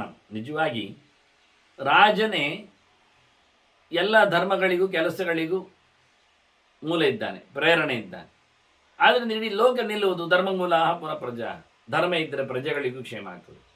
ಧರ್ಮ ಬರಬೇಕಾದ್ರೆ ರಾಜ ಇರಬೇಕು, ಪ್ರಜೆಗಳಲ್ಲಿ ಧರ್ಮ ಉಳಿಬೇಕಾದ್ರೆ ರಾಜನಲ್ಲಿ ಬರಬೇಕು ಧರ್ಮ. ರಾಜಧರ್ಮವನ್ನು ಉಳಿಸಬೇಕಾದ್ರೆ ಬಲವನ್ನು ದೊಡ್ಡದು ಮಾಡಬೇಕು. ಬಲಕ್ಕೆ ದೊಡ್ಡದಾಗಿರುವಂಥದ್ದು ಕೋಶವೇ ಸಂಪತ್ತೇ, ಆದ್ದರಿಂದ ಅದನ್ನು ಉಳಿಸಬೇಕು. ದುಡ್ಡಿನಿಂದಲೇ ಎಲ್ಲವನ್ನು ಸಹ, ಧರ್ಮವನ್ನು ಸಹ ಪ್ರಜೆಗಳಲ್ಲಿ ಸಹ ನೋಡಲಿಕ್ಕೆ ಬರ್ತದೆ. ನ ಅನ್ಯಾನ್ನ ಪೀಡಯಿತ್ವೇಹ ಕೋಶಃ ಶಕ್ಯ. ಕೂತೋ ಬಲಂ, ಯಾರನ್ನು ತೊಂದರೆ ಪಡಿಸುವುದಿಲ್ಲ, ಹಿಂಸೆ ಮಾಡಬಾರದು ಹೇಳಿಕೊಂಡು ಕೂತ್ರೆ ದುಡ್ಡಾಗ್ತದ, ಬಲ ಬೆಳೀತದ, ಏನಿಲ್ಲ ಅಂತ. ಅದನ್ನು ಯಾರಿಗೂ ಹಿಂಸೆ ಕೊಡದೆ ಆಗುವುದಿಲ್ಲ ಹೇಳಬೇಡಿ. ತದರ್ಥಂ ಪೀಡಯಿತ್ವಾಚ, ದುಡ್ಡಿಗೋಸ್ಕರ ಯಾರನ್ನಾದರೂ ಹಿಂಸಿಸಲೇಬೇಕು. ಜಾಸ್ತಿ ಟ್ಯಾಕ್ಸ್ ಹಾಕುವುದು, ಕಡಿಮೆ ಸಪ್ಲೈ ಮಾಡುವುದು, ಡಬಲ್ ಟ್ಯಾಕ್ಸ್ 2 ಕಡೆಯಿಂದ ತೆಗೆಯುವುದು, ಎಂಥದ್ದೆಲ್ಲ ಮಾಡಲಿಕ್ಕೆ ಬೇಕು. ಯಾವ್ಯಾವುದಕ್ಕೂ ಹೇಗೆ ಅದು ಅನ್ಯಾಯ ಆಗುವುದಿಲ್ಲ ರೀ, ಇಲ್ಲವಾ? ನದೋಷಂ ಪ್ರಾಪ್ತ ಮರಹತಿ ಅಂತಾನೆ. ತಪ್ಪೆಂದದು, ತಪ್ಪು ಯಾಕೆ ಆಗುವುದು? ತಪ್ಪು ಹೇಗೆ ಆಗ್ತದೆ ಹೇಳ್ತಾರೆ. ಆ ಕಾರ್ಯಮಪಿ ಕಾರ್ಯಾರ್ಥಂ ಕ್ರಿಯತೆ ಯಜ್ಞಕರ್ಮಸ್. ನೋಡಿ, ಯಜ್ಞ ಮಾಡುವಾಗ ಮಾಡಬಾರ್ದನ್ನು ಮಾಡೋದಿಲ್ವ? ಯಾಕೆ? ಯಜ್ಞಕ್ಕೋಸ್ಕರ. ಎಂಥದ್ದು ಮಾಡ್ತಾರೆ ಮಾಡಬಾರದು? ಅಲ್ಲ ನೋಡಿ, ಯಜ್ಞ ಹೇಗೆ ಆಗ್ತದೆ? ಯಜ್ಞ ಹೇಗಾಗ್ತದೆ? ಯಜ್ಞ ಹೇಗಾಗ್ತದೆ? ಯಜ್ಞ ಸಮಿತ್ತುಗಳಿಂದ, ದವಸ ಧಾನ್ಯಗಳಿಂದ, ತುಪ್ಪ, ಹಾಲು, ಮೊಸರು, ಇನ್ನಿತರ ದ್ರವ್ಯ ವಿಶೇಷಗಳಿಂದ ಅಲ್ವಾ? ಕಟ್ಟಿಗೆ ಹೇಗೆ ಸಂಪಾದನೆ ಮಾಡಿದ್ರಿ? ಸಮಿತಿ ಹೇಗೆ ತಂದ್ರಿ? ಬಿದ್ದದಾಗುವುದಿಲ್ಲ ನಿಮಗೆ ಸಮಿತಿ. ಹೋಮಕ್ಕೆ ಅದು ಬಿದ್ದದ್ದು ಕಟ್ಟಿಗೆ, ಮತ್ತು ಹೋಮಕ್ಕೆ ಸಮಿತಿ ಅಂದರೆ ಹಿಂದಿನ ದಿನ ಕೊಯ್ದದ್ದು ಅಂತ ಹೇಳ್ತೀರಿ. ಸಮಿತಿ ಹೇಗಿರಬೇಕು ಅಂತ ಲಕ್ಷಣ ಹೇಳ್ತಾರೆ. 100 ಗಟ್ಟಲೆ ಸಮಿತಿ ಹೋಮ ಮಾಡ್ತೀರಿ. ಅಶ್ವತ್ಥ ಆಗಲಿ, ಹಾಲಾಗಲಿ, ಯಜ್ಞವೃಕ್ಷ ಯಾವುದೇ ಆಗಲಿ, ಸಮಿತಿ ಎಲ್ಲಿಂದ ತರ್ತೀರಿ? ಮರದಿಂದ. ಹೇಗೆ? ಕೊಯ್ದಲ್ವಾ? ಅದು ಹೆಬ್ಬೆರಳಿನಷ್ಟು ತೋರ ಇರಬೇಕಂತೀರಿ, ಗೇಣುತ್ತ ಬರಬೇಕು ಅಂತ ತಿಳಿಸ್ತೀರಿ. ಅದರಲ್ಲಿ ಯಾವುದೇ ರೀತಿಯಾದಂತಹ ಗೆಲ್ಲು ಬರಬಾರ್ದು ಹೇಳ್ತೀರಿ, ಎಲೆ ಇರಲಿಕ್ಕೆ ಕೂಡದೆ ಅಂತೀರಿ, ಅದನ್ನು ಸಿಗಿದ ಮಾಡಬಾರ್ದು. ಆವಾಗ ಇಷ್ಟೆಲ್ಲ ತರಬೇಕಾದ್ರೆ ಎಲ್ಲಿಂದ ತೆಗಿಬೇಕು? ಎಷ್ಟು ಮರಗಳಲ್ಲಿ ಹುಡುಕ್ಬೇಕು ನಾವು? ಒಂದು 100 ಆಗಬೇಕಾದ್ರೆ ಒಂದೇ ಮರದಲ್ಲಿ, ಒಂದೇ ಗಾತ್ರದಲ್ಲಿ, ಒಂದೇ ಲೆಕ್ಕದಲ್ಲಿ ಸಿಗುವುದಿಲ್ಲ. ಅಷ್ಟು ಲೆಕ್ಕಾಚಾರದಲ್ಲಿ ಅದು ಹಿಂದಿನ ದಿವಸ ಕೊಯ್ದದ್ದೇ ಆಗ್ಬೇಕಂತೀರಿ. ವನಸ್ಪತಿ ರಸ ಇರಬೇಕು, ಒಣಗಿದ್ದಲ್ಲೆಲ್ಲ, ಒಣಗಿದ್ರಲ್ಲಿ ಕ್ರಿಮಿಕೀಟಗಳು ಇರ್ತವೆ, ಬಿದ್ದದ್ದಲ್ಲ, ಅದು ಹೊಳೆತೋಗಿರ್ತದೆ, ಅಂಥದ್ದೆಲ್ಲ ಅಗ್ನಿ ಹಾಕುವುದಲ್ಲ. ಸಮಿತಿ ಅದು ಹೇಳಿಸಿದ್ದಾಗಬೇಕಾದ್ರೆ ಹಿಂದಿನ ದಿನ ಕೊಯ್ದದ್ದೇ ನಾಳೆ ಯಜ್ಞಕ್ಕೆ. ಮತ್ತು ನಾಡ್ದು ಯಜ್ಞ ಉಂಟಾದರೆ ಇವತ್ತು ಮತ್ತೆ ಹೊಡಿಲಿಕ್ಕೆ. ಒಂದೇ ದಿನ 16 ದಿನದ್ದೆಲ್ಲ ತೆಗೆದಿಡ್ಲಿಕ್ಕಿಲ್ಲ. ಹೀಗೆ ಮಾಡಲಿಕ್ಕೆ ಹೋದರೆ ಮರಗಳನ್ನು ಬೋಳಿಸಿದ್ದಾಗುವುದಿಲ್ವ? ನೋವಾಗುವುದಿಲ್ಲ ಮರಗಳಿಗೆ? ಅವುಗಳಾದರೂ ಉದುರಿ ಬಿದ್ದರೆ ಚಂದ ವಿಷಯ. ನೀವಾಗಿ ಹೊಡೆಯುವುದರಿಂದ ವನಸ್ಪತಿಗಳಿಗೆ ಹೊಡೆಯುವುದು ಇಷ್ಟವಾ? ಮರಗಳನ್ನು ಬಡೀಲಿಕ್ಕುಂಟ? ಪ್ರಕೃತಿ ಬೆಟ್ಟ ಅಲ್ವಾ? ದೇವರ ವಿಭೂತಿ ಅಲ್ವಾ? ಇದಕ್ಕೆಲ್ಲ ಉತ್ತರ ಏನು ಹೇಳ್ತೀರಿ? ಅದು ಯಜ್ಞಕ್ಕಾಗಿ ಮಾತಾಯ್ತಲ್ಲ. ಯಾವುದೋ ಒಂದು ಯಜ್ಞ ಕಾರ್ಯಕ್ಕೋಸ್ಕರ ಮಾಡಬಾರದ ಕೆಲಸ. ಮರಗಳನ್ನು ಬೆಳೆಸಿರಿ, ಮರಗಳನ್ನು ಹೊಡೆಯಬೇಡಿ, ಕತ್ತರಿಸುವುದು ತಪ್ಪು. ಅವುಗಳಿಗೂ ಕೈಕಾಲು ಹೊಡೆದಾಗೆ, ಅಂಗವೈಕಲ್ಯ ಮಾಡಿದಾಗೆ ನೋವಾಯಿತು ಎನ್ನುವುದು ಸತ್ಯವೇ. ಅವುಗಳು ಟ್ರಿಮ್ಮನ್ನು ಬಯಸುವುದಿಲ್ಲ. ಅವುಗಳು ಹೇರಳವಾಗಿ ದೂರ ಬೆಳಿಬೇಕು ಅಂತ ಇಷ್ಟಪಡೋದು. ನೀವೇ ಟ್ರಿಮ್ ಮಾಡೋದು ಅವುಗಳನ್ನು, ಕೈಕಾಲುಗಳನ್ನು ಕತ್ತರಿಸುವುದು. ಅದನ್ನು ಅಕಾರ್ಯಮಪಿ ತತ್ ಕಾರ್ಯಂ, ಅಕಾರ್ಯಮಪಿ ಕಾರ್ಯಾರ್ಥಂ ಕ್ರಿಯತೆ ಯಜ್ಞಕರ್ಮಸ್ಸು ಅಲ್ವಾ? ಹೋಮಾದಿಗಳಲ್ಲಿ ಮಾಡಬಾರ್ದನ್ನೆಲ್ಲ ಮಾಡ್ಲಿಕ್ಕೆ ಹೋಗಿ ಮಾಡಲಿಲ್ಲ ಅಂತ ಹೇಳಿಕೊಂಡು ದೋಷ ಅಲ್ಲ, ಅದು ಸರಿ ಅಂತೇನು ಹೇಳ್ತೀರೋ? 2 ಉಂಟಾ? ಯಾರಾದ್ರೂ ಹೇಳ್ತಾರ? ಇಲ್ಲ. ಯಜ್ಞದಲ್ಲಿ ತಪ್ಪು ಸರಿಯೂ ಸರಿಯೂ ತಪ್ಪು ಹಾಗೆ ಯಾರು ಹೇಳೋದಿಲ್ಲ. ಯಜ್ಞ ಒಳ್ಳೆಯದೇ, ಏನು ಬೇಕಾದ್ರೆ ಮಾಡಿ ಅಂತಾರೆ. ಹಾಗಾಗಿ ನಾವು ಊಟಕ್ಕೋಸ್ಕರ ನೋಡಿ ದನಗಳನ್ನು, ಎತ್ತು ಕೋಣಗಳನ್ನು ಎಲ್ಲ ಗದ್ದೆಯಲ್ಲಿ ಉಳಿಸುವುದಿಲ್ವಾ? ಬೆವರಿಳಿಸುವುದಿಲ್ವಾ? ಹೊಡೆಯುವುದಿಲ್ವಾ? ಅವುಗಳಿಗೆ ತಿನ್ನಲಿಕ್ಕೆ ಮತ್ತೆ ಕೊನೆಗೆ ಹಾಕುವುದಿಲ್ವಾ? ಮೊದಲು ತಿನ್ನಿಸಿ ಕಳಿಸುವುದು, ಅದರ ಪರಿಮಳ ನೋಡಿ ಅದಕ್ಕೆ ಮತ್ತೆ ಬುಟ್ಟಿಯಲ್ಲಿ ಕಟ್ಟಿ ಕಳಿಸುವುದು, ತಿನ್ಲಿಕೊಂಡು ಕಾಯುವುದು. ಹೀಗಾಗಿ ಅವುಗಳಿಗೆ ನಾಳೆ ತಿನ್ನಿಸಿಕೊಡ್ತೀನಿ. ಬಡಿಬಾರದು, ತೊಂದರೆ ಬಡಿಸಬಾರದು. ಗೋವುಗಳು ದೊಡ್ಡ ಕಥೆ ಮಾಡಿದ್ದಾರಲ್ವ ಒಂದು ಸರ್ತಿ. ಒಬ್ಬ ಹೀಗೆ ಗದ್ದೆಯಲ್ಲಿ ದುಡಿಸಿದಾಗ ಅದು ಬಸವ ಬೊಬ್ಬೆ ಆಗಿತ್ತಂತೆ. ಬೊಬ್ಬೆ ಆಗಿದಾಗ ಇಂದ್ರನಿಗೆ ಬೇಸರ ಆಯಿತು. ಗೋಲೋಕದಲ್ಲಿ ಗೋವುಗಳು ದುಃಖಪಟ್ಟವು. ಕೊನೆಗೆ ಮಳೆ ಸುರಿಸುವುದೇನು, ಅವುಗಳನ್ನು ಸಾಕಲಿಕ್ಕೆ ಬರುವುದೇನು, ಇವೆಲ್ಲ ಮಾಡ್ತಾರೆ. ಅಲ್ಲ, ಉಳ್ಳದೆ ಗೋವುಗಳನ್ನು ತೊಂದರೆಗೊಳಿಸದೆ ಭತ್ತ ಏನುಗಳು ಆಗ್ತದೆ ಅಂತ ಆದರೆ ಅದನ್ನು ಹಾಗೆ ಸೀದಾ ಮಾಡಲಿ ಇಂದ್ರ, ಸರಿ ಮಾಡಲಿ ಅವನೇ. ಇವುಗಳನ್ನು ಸಾಕುವುದು ಬೇಡ, ತೊಂದರೆಗೊಳಿಸುವುದು ಬೇಡ, ಯಥೇಷ್ಟ ಸ್ವೇಚ್ಛೆಯಲ್ಲಿ ಬಿಡುವುದು ಅವುಗಳನ್ನು. ಆಗುವುದಿಲ್ಲ. ಕರುವನ್ನು ಕಟ್ಟಿ ಹಾಕಿ ಹಾಲನ್ನು ಕರೆದು ತುಪ್ಪ ಮಾಡಿ ಹೋಮಕ್ಕೆ ಅಕಾರಿ ಅಲ್ವಾ? ಕರುವಿನ ಹಾಲು ಮರಿಗೆ ತಾನೇ, ತಾಯಿಯ ಹಾಲು ಅದರ ಮರಿಗಲ್ವಾ? ಮತ್ತೆ ಮನುಷ್ಯನಿಗ? ಎಂಥ ಮನುಷ್ಯ ಹಿಂಸಕ ನೋಡಿ ಮಾರೇರಿ. ಯಜ್ಞಕ್ಕಾಗಿ ಇದು ಒಳ್ಳೆ ಕಥೆ ಇದೆ, ಹೆಸರು ಹೇಳಿದ್ರೆ ಮುಗಿದ ಯಜ್ಞ ಅಂತ. ಕೊನೆ ಎಷ್ಟು ಜೋರು ಯಜ್ಞ ಹೇಳ್ತಾರೆ ಗೊತ್ತುಂಟ? ಎಲ್ಲಿ ಉಂಟು ಯಜ್ಞ ಕೇಳಿದರೆ ಹೊಟ್ಟೆಯಲ್ಲಿ ಉಂಟು. ಎಂಥದ್ದು ಅಗ್ನಿ. ಮತ್ತೆ ಕುಂಡ ಎಲ್ಲಿ ಉಂಟು? ಬಾಯಿ ಉಂಟು. ಮತ್ತೆ ಸುರುಗಳು ಅದೇ ನಮ್ದು ಕೈ, ಎರಡು ಕೈಯಲ್ಲಿ ತಿನ್ನುವುದೇ. ನಿಮಗೆ ತಿನ್ಲಿಕ್ಕೋಸ್ಕರ ಹಾಲು ಹೈನು, ಹಾಲು ಪಾಯಸ ಏನು, ಮತ್ತೆ ಅದಕ್ಕೆ ಎಂಥದ್ದು ಹೇಳುದು ಕಡ್ಸು, ಅದೆಂತ ಶ್ರೀಖಂಡ, ಮತ್ತೆ ಅದು ಇದು ಇದೆಲ್ಲ ತಿನ್ಲಿಕ್ಕೆ ಮನುಷ್ಯನಿಗೆ ಯಜ್ಞ ಯಜ್ಞ ಹೇಳ್ತಾನೆ, ತಮಾಷೆ ಮಾಡ್ತಾನೆ. ಅಕಾರ್ಯಮಪಿ ಕಾರ್ಯಾರ್ಥಂ ಕ್ರಿಯತೆ ಯಜ್ಞ ಕರ್ಮಸು. ಹಾಗೆ ಅರ್ಥಾರ್ಥಂ ಅನ್ಯದ್ಭವತಿ ವಿಪರೀತ ಮತಾಪರಂ. ದುಡ್ಡಿಗೋಸ್ಕರ ಹಾಗೆ ಎಂಥದ್ದು ಮಾಡಲಿಕ್ಕೆ ಆಗ್ತದೆ. ಅರ್ಥಾರ್ಥಂ ಅನ್ಯದ್ ಭವತಿ, ದುಡ್ಡಿಗಾಗಿ ವಿಪರೀತವಾಗ್ತದೆ, ಸರಿಯಾಗ್ತದೆ. ವಿಪರೀತ ಅಪರಂ. ಯಾರ್ಯಾರನ್ನು ಮಿತ್ರನನ್ನಾಗಿಸ್ತೇವೆ, ಯಾರನ್ನು ಶತ್ರುವನ್ನಾಗಿಸ್ತೇವೆ, ಯಾರನ್ನು ಹಿಡಿಸಿ ಹಾಕ್ತೇವೆ, ಯಾವುದೋ ದ್ರವ್ಯಗಳನ್ನು ತರ್ತೇವೆ, ಬಿಡುತ್ತೇವೆ. ದುಡ್ಡಿಗೋಸ್ಕರ ಎಲ್ಲವೂ ಆಗ್ತದೆ, ಮಾಡಬೇಕಾಗ್ತದೆ. ಅನರ್ಥಾರ್ಥ ಅಥಾಪಿ ಅನ್ಯತ್. ಅನರ್ಥಕ್ಕಾಗಿಯೂ ಮತ್ತೊಂದು ಮಾಡ್ತೇವೆ ನಾವು. ಕೆಲವೊಮ್ಮೆ ಮಾಡಲಿಕ್ಕೆ ಬರ್ತದೆ, ತೊಂದರೆಯನ್ನು ಕೊಡಲಿಕ್ಕೂ ಇರ್ತದೆ. ಅದಕ್ಕೂ ಧರ್ಮ ಉಂಟು, ಅಧರ್ಮ ಉಂಟು. ತತ್ಸರ್ವಂ ಹಿ ಅರ್ಥಕಾರಣ. ಎಲ್ಲವೂ ಮುಖ್ಯ ಉದ್ದೇಶ ಏನು? ದುಡ್ಡು ಮಾಡೋದು. ದುಡ್ಡು ಮಾಡಲೋಸ್ಕರ ದುಡ್ಡು ಮಾಡಲಿಕ್ಕೆ ಎಂಥದ್ದು ಬೇಕಾದರೂ ಮಾಡ್ತೇವೆ. ಹಾಳಾದ್ದಕ್ಕೆ, ವಿಪರೀತ ಆದ್ದಕ್ಕೆ, ತೊಂದರೆ ಆದ್ದಕ್ಕೆ ನೋಡಿ ಪ್ರಾಯಶ್ಚಿತ್ತ. ಮತ್ತೆ ದನವನ್ನು ಹಾಗೆ ದುಡಿಸಿಕೊಂಡದ್ದಕ್ಕೆ ಮತ್ತೆ ಅದಕ್ಕೆ ಮೈ ಪೂಸಿ ಎಣ್ಣೆ ಹಾಕಿ ಅದಕ್ಕೆ ಸ್ನಾನ ಮಾಡಿಸಿ ಒಂದಿಷ್ಟು ಬೇಯಿಸಿದ ಉರುಳಿಯನ್ನು ಇಟ್ಬಿಟ್ರೆ ಭಾರಿ ಖುಷಿ ಆಗ್ತದೆ. ಒಂದೊಮ್ಮೆ ಬಾಯಿ ಬರೋದಿದ್ರೆ ಅದು ಖಂಡಿತ ಹೇಳ್ತಿತ್ತು, ಇನ್ನೊಮ್ಮೆ ಹೋಗಿ ಬರುವ ಗದ್ದೆಗೆ ಅಂತ. ಯಾಕೆ? ಇನ್ನೊಮ್ಮೆ ನೀನು ಹುರುಳಿ ಕೊಡ್ತೀನಿ ಅಂತ. ನೋಡಿ, ಉರುಳಿ ಆಸೆಯಲ್ಲಿ ಮನುಷ್ಯನ ಕಥೆಗಳು ನೋಡಿ. ಸ್ಪರ್ಧೆಗೋಸ್ಕರ ಮನುಷ್ಯ, ಲಂಚಕ್ಕೋಸ್ಕರ ಮನುಷ್ಯ, ದುಡ್ಡಿಗೋಸ್ಕರ ಹೆಣ ಹೇಗೆ ಬಾಯಿ ಬಿಡ್ತದೆ ಎನ್ನುವುದನ್ನು ತೋರಿಸಿಕೊಡ್ತಾನೆ. ಅದನ್ನ ಅನರ್ಥಾರ್ಥಂ, ಅನರ್ಥ ಆಯ್ತಲ್ಲ ಹೇಳಿಕೊಂಡು ಅದಕ್ಕೊಂದು ಪರಿಹಾರ ಮಾಡಲಿಕ್ಕೋಸ್ಕರ ಮತ್ತೊಂದು ಅರ್ಥದ ಕೆಲಸ ಮಾಡ್ತೇವೆ. ಹೀಗಾಗಿ ಏನು ಕೆಲಸ ಮಾಡಿದ್ದು ನಡೀತದೆ. ಹಾಗೆ ತಿಳ್ಕೊಂಡು ಏವಂ ಬುದ್ಧ್ವಾ ಸಂಪ್ರಪಶ್ಯೇತ್ ಮೇಧಾವಿ ಕಾರ್ಯ ನಿಶ್ಚಯ. ಏನು ಮಾಡುವುದು ಎನ್ನುವುದನ್ನು ಯೋಚನೆ ಮಾಡಿಕೊಂಡು ಲೆಕ್ಕಾಚಾರ ಸರಿಯಾಗಿ ಮಾಡುವುದು ದುಡ್ಡಿಗಾಗಿ ಎನ್ನುವುದು ಗೊತ್ತಾಗಿ ತಲೆ ಖರ್ಚು ಮಾಡಿ ದುಡ್ಡು ಒಟ್ಟು ಮಾಡಿ, ದುಡ್ಡು ಖರ್ಚು ಮಾಡಿ ತಲೆ ಒಟ್ಟು ಮಾಡುವುದಲ್ಲ, ತಲೆ ಖರ್ಚು ಮಾಡಿ ದುಡ್ಡು ಒಟ್ಟು ಮಾಡಿ. ಏವಂ ಬುದ್ಧ್ವಾ ಅಂತಾನೆ. ಹೀಗೆ ಚೆನ್ನಾಗಿ ತಿಳ್ಕೊಂಡು ನೀನು ದುಡ್ಡಿನ ದಾರಿಗಳನ್ನು ಹುಡುಕಿ ನೋಡಿ ಮಾಡು. ಯಜ್ಞಾರ್ಥಂ ಅನ್ಯದ್ ಭವತಿ. ನೋಡಿ, ಯಜ್ಞದಲ್ಲಿ ವಿಶೇಷ ನೋಡಿ. ಈಗ ಯಜ್ಞಕ್ಕೋಸ್ಕರ ಮಾಡಿ, ಯಜ್ಞಾರ್ಥಂ ಅನ್ಯದ್ ಭವತಿ. ಯಜ್ಞಕ್ಕೋಸ್ಕರ ನಮ್ದೆಲ್ಲ ನಾನಾಗಿ ಹೇಳಿದಾಗೆ ಹಾಲು, ಆಜ್ಯ, ಭತ್ತ, ಅಕ್ಕಿ, ಇನ್ನು ದ್ರವ್ಯಗಳು ವಿಶೇಷಗಳೆಲ್ಲ ಇರ್ತವೆ. ಇದ್ಯಾವುದು? ಯಜ್ಞಕ್ಕೋಸ್ಕರ. ಯಜ್ಞಕ್ಕೋಸ್ಕರ ಇವೆಲ್ಲ ಉಂಟು. ಯಜ್ಞಾದ್ಯರ್ಥ ತದಾಪರಃ. ಯಜ್ಞದಿಂದ ಏನು ಸಿಗ್ತದೆ ನೋಡಿ? ಯಜ್ಞಕ್ಕೆಲ್ಲ ಇದು ಉಂಟು, ಯಜ್ಞದಿಂದ ಅದು ಬರ್ತದ? ಬರೋದಿಲ್ಲ. ಮತ್ತೆ ಯಜ್ಞದಿಂದ ಏನು ಬರ್ತದೆ? ಸ್ವರ್ಗ ಬರ್ತದೆ. ಸ್ವರ್ಗ ಬರ್ತದೆ ಅಂತೇಳಿ ಯಜ್ಞ ಮಾಡೋದು. ಯಜ್ಞಕ್ಕೋಸ್ಕರ ನಾವು ಇದನ್ನು ದುಡಿಸುವುದು, ಧನವನ್ನು ದುಡಿಸಿಕೊಳ್ಳುವುದು, ಮರಗಿಡಗಳನ್ನು ಕಡಿದು ಹಾಕುವುದು, ಜನಮಂದಿಯನ್ನೆಲ್ಲ ಸೇರಿಸಿಕೊಳ್ಳುವುದು, ಇದೆಲ್ಲ ಕತೆ. ಇಷ್ಟಾಗಿಯೂ ಯಜ್ಞೋಪಿ ಅರ್ಥಾರ್ಥಂ ಏವ ಏತತ್. ಯಜ್ಞ ಮಾಡಿದ್ದು ಯಾಕೆ? ದುಡ್ಡಿಗೋಸ್ಕರವೇ. ಇಲ್ಲಿ ನೋಡಿ, ಈಚೆ ಬನ್ನಿ, ಹೇಗಾಯಿತು? ಯಜ್ಞಾದ್ ಭವತಿ ಪರ್ಜನ್ಯ, ಪರ್ಜನ್ಯಾದ ಅನ್ನ ಸಂಭವ, ಅನ್ನಾದ್ ಭವತಿ ಭೂತಾನಿ. ಯಜ್ಞ ಮಾಡಿ ಮಳೆ ಬರೆಸೋದು, ಮಳೆ ಬರೆಸಿ ಬೆಳೆ ಬೆಳೆಸೋದು, ಬೆಳೆ ಬೆಳೆಸಿ ಅನ್ನ ಮಾಡೋದು, ಅನ್ನ ತಗೊಂಡು ಯಜ್ಞ ಮಾಡೋದು. ಬೆಳೆ ಬೆಳೆದಾಗ ತೆನೆಯಾದಾಗ ದನಕ್ಕೆ ಪೈರು ಬರ್ತದೆ, ದನದ ಹಾಲು ಬರ್ತದೆ, ತುಪ್ಪ ಆಗೋದು.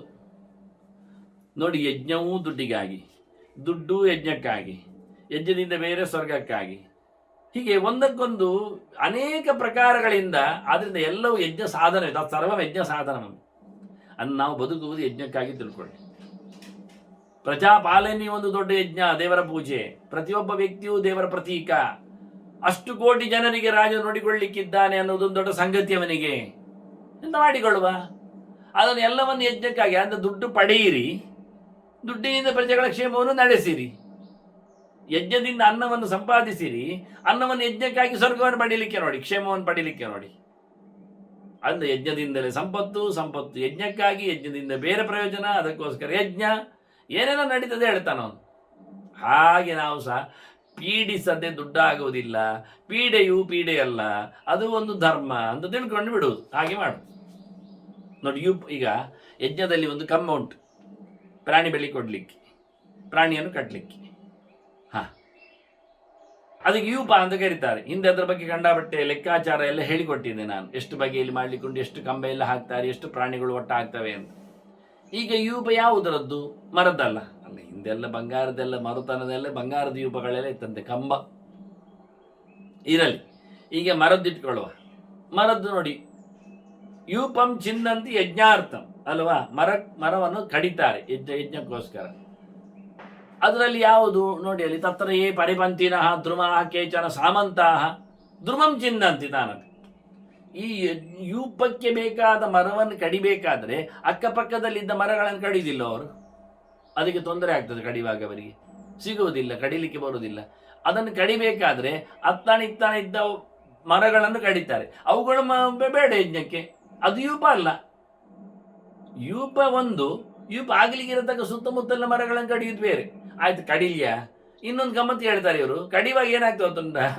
ತೇಜಾಪಿ ನಿಪದಂತ ಅನ್ಯ ನಿಗ್ರಂಥಿಜ ವನಸ್ಪತಿ. ಪಕ್ಕದವುಗಳನ್ನು ಕಡಿಲಿಕ್ಕೆ ಹೋಗಿ ಅವುಗಳು ಇನ್ನೊಂದು ಪಕ್ಕಕ್ಕೆ ಬಿದ್ದವುಗಳನ್ನು ಬೀಳಿಸ್ತವೆ. ಅರ್ಥ ಆಯ್ತು ನಿಮಗೆ? ನನಗೆ ಬೇಕಾದ್ದು ಯೂಪ, ಯಜ್ಞದ ಕಂಬ. ಯಜ್ಞದ ಕಂಬ ಕಡಿತೇನೆ ಅಂದಾಗ ಕಡಿಲಿಕ್ಕೆ ಹೋಗ್ಲಿಕ್ಕೆ ಅಲ್ಲಿ ಜಾಗಕ್ಕೆ, ವ್ಯವಸ್ಥೆಗೆ, ಅದನ್ನು ಹಿಡಿಲಿಕ್ಕೆ ಎಲ್ಲ ಬೇಕಾದಾಗ ಅದರ ಸುತ್ತಮುತ್ತಲಿನದ್ದು ಕಡಿತೇನೆ. ಆ ಸುತ್ತಮುತ್ತಲಿನವುಗಳನ್ನು ಕಡಿಯುವಾಗ ಅವುಗಳು ನಮಗೆ ಇಷ್ಟ ಇಲ್ಲದು, ಕಡಿಯದೇ ಉಪಾಯ ಇಲ್ಲ. ಅದು ಕಡಿದು ಬಿದ್ದಾಗ ಇನ್ನೊಂದರ ಮೇಲೆ ಬೀಳ್ತದೆ, ಅವುಗಳು ಸಾಯ್ತವೆ. ನೋಡಿ ಎಷ್ಟು ಪರಸ್ಪರ ಆಯ್ತು. ಬೇಕಾದ್ದು ನಮಗೆ ಯೂಪ, ಕಡಿದ್ದು ಪಕ್ಕದ್ದು, ಅದು ಬಿದ್ದು ಇನ್ನೊಂದನ್ನು ಬೀಳಿಸ್ತಾ ಉಂಟು. ನಮಗೆ ಸಂಬಂಧ ಇಲ್ಲದನ್ನು ಸಂಬಂಧ ಇಲ್ಲದು ಬೀಳಿಸ್ತಾ ಉಂಟು. ಈಗ ಸುತ್ತಮುತ್ತಲಿನ ನಾವು ಸುಮಾರು ಮರಗಳೆಲ್ಲ ಪೆಟ್ಟಿನಿಂದಾವು ಇವುಗಳಿಂದಾಗಿ. ಯಾರು ಕೇಳುತ್ತಾರೆ? ಯಾರು ಹೇಳುತ್ತಾರೆ? ಹೀಗೆ ರಾಜ ದುಡ್ಡು ಮಾಡಲಿಕ್ಕೆ, ಯಜ್ಞಕ್ಕೋಸ್ಕರ ದುಡ್ಡು ಮಾಡಲಿಕ್ಕೆ ಹೋದ್ರೆ ಅಲ್ಲಿಂದ ಅಲ್ಲಿಗೆ ಅದು ಪರಂಪರೆ ಉರುಳುತ್ತಾ ಹೋಗ್ತದೆ. ಮಾಡಬೇಕಾಗ್ತದೆ, ಅಡ್ಡ ಬಂದವರನ್ನು ಮುಗಿಸಬೇಕಾಗ್ತದೆ. ದುಡ್ಡು ಮಾಡಲಿಕ್ಕೆ ಹೋದಾಗ ವಿರೋಧಿಸಿದವನನ್ನು ಎತ್ತಿಕಟ್ಟಿದವನಿಗೆ ಹೇಳಿಕೊಟ್ಟವನನ್ನು ಎಲ್ಲ ಬಡಿಬೇಕಾಗ್ತದೆ.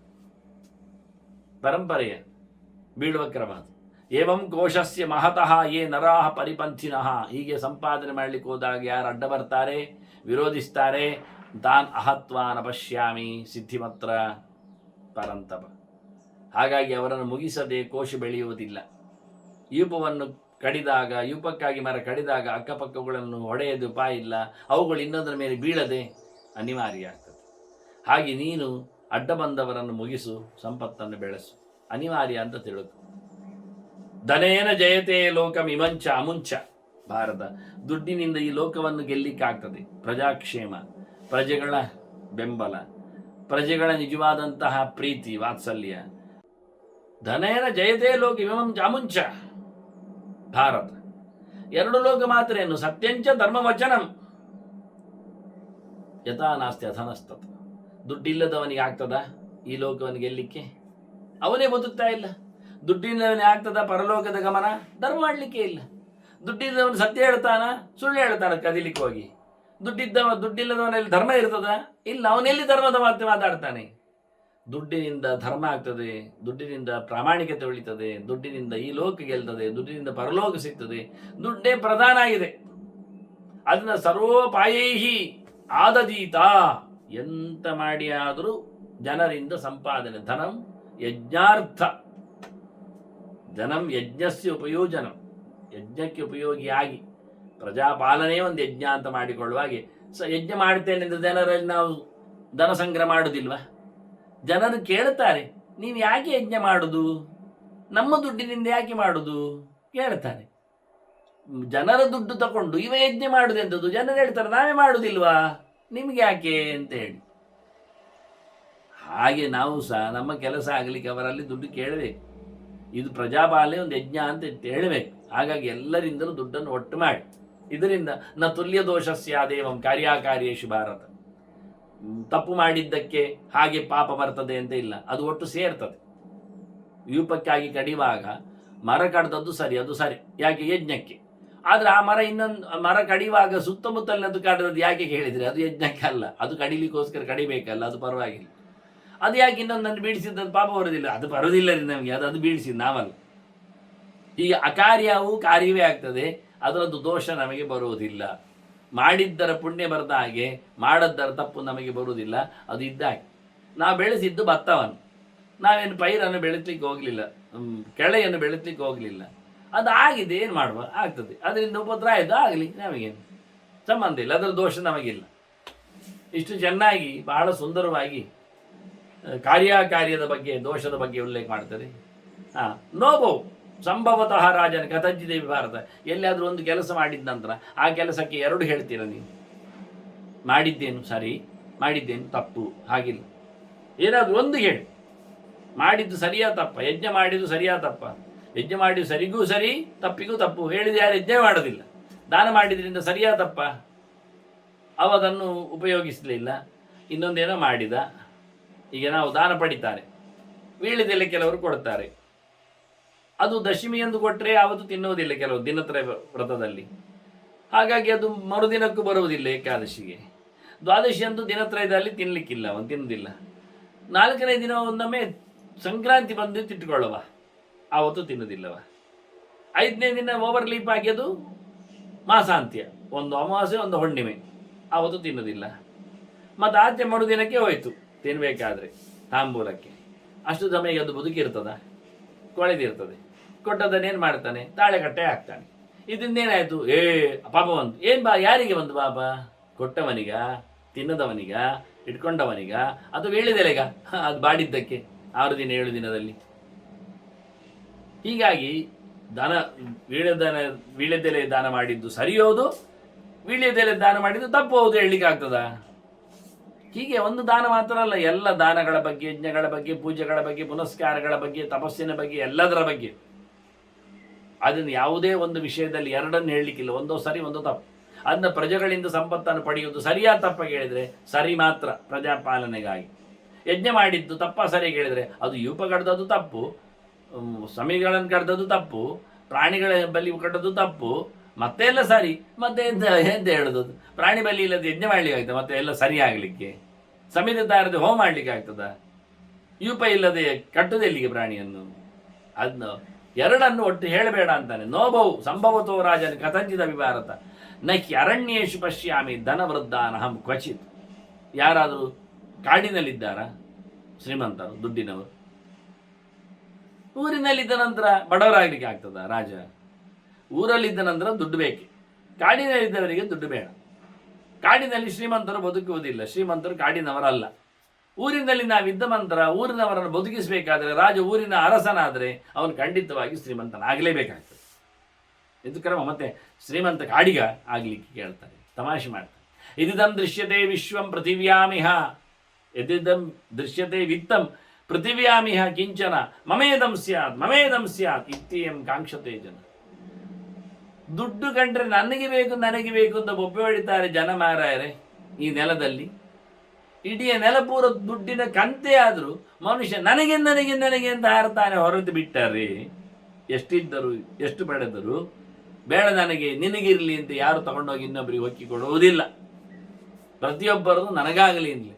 ಹಾಗಾಗಿ ರಾಜ ಇಡೀ ಲೋಕವೇ ತನಗೆ ಬೇಕು ಅಂತ ದುಡ್ಡಿನ ಬಗ್ಗೆ ಬೆನ್ನ ಹಿಂದೆ ಹೊರಟಾಗ ರಾಜ ಯಾಕೆ ಹಿಂದೆ ಹೋಗಬೇಕು?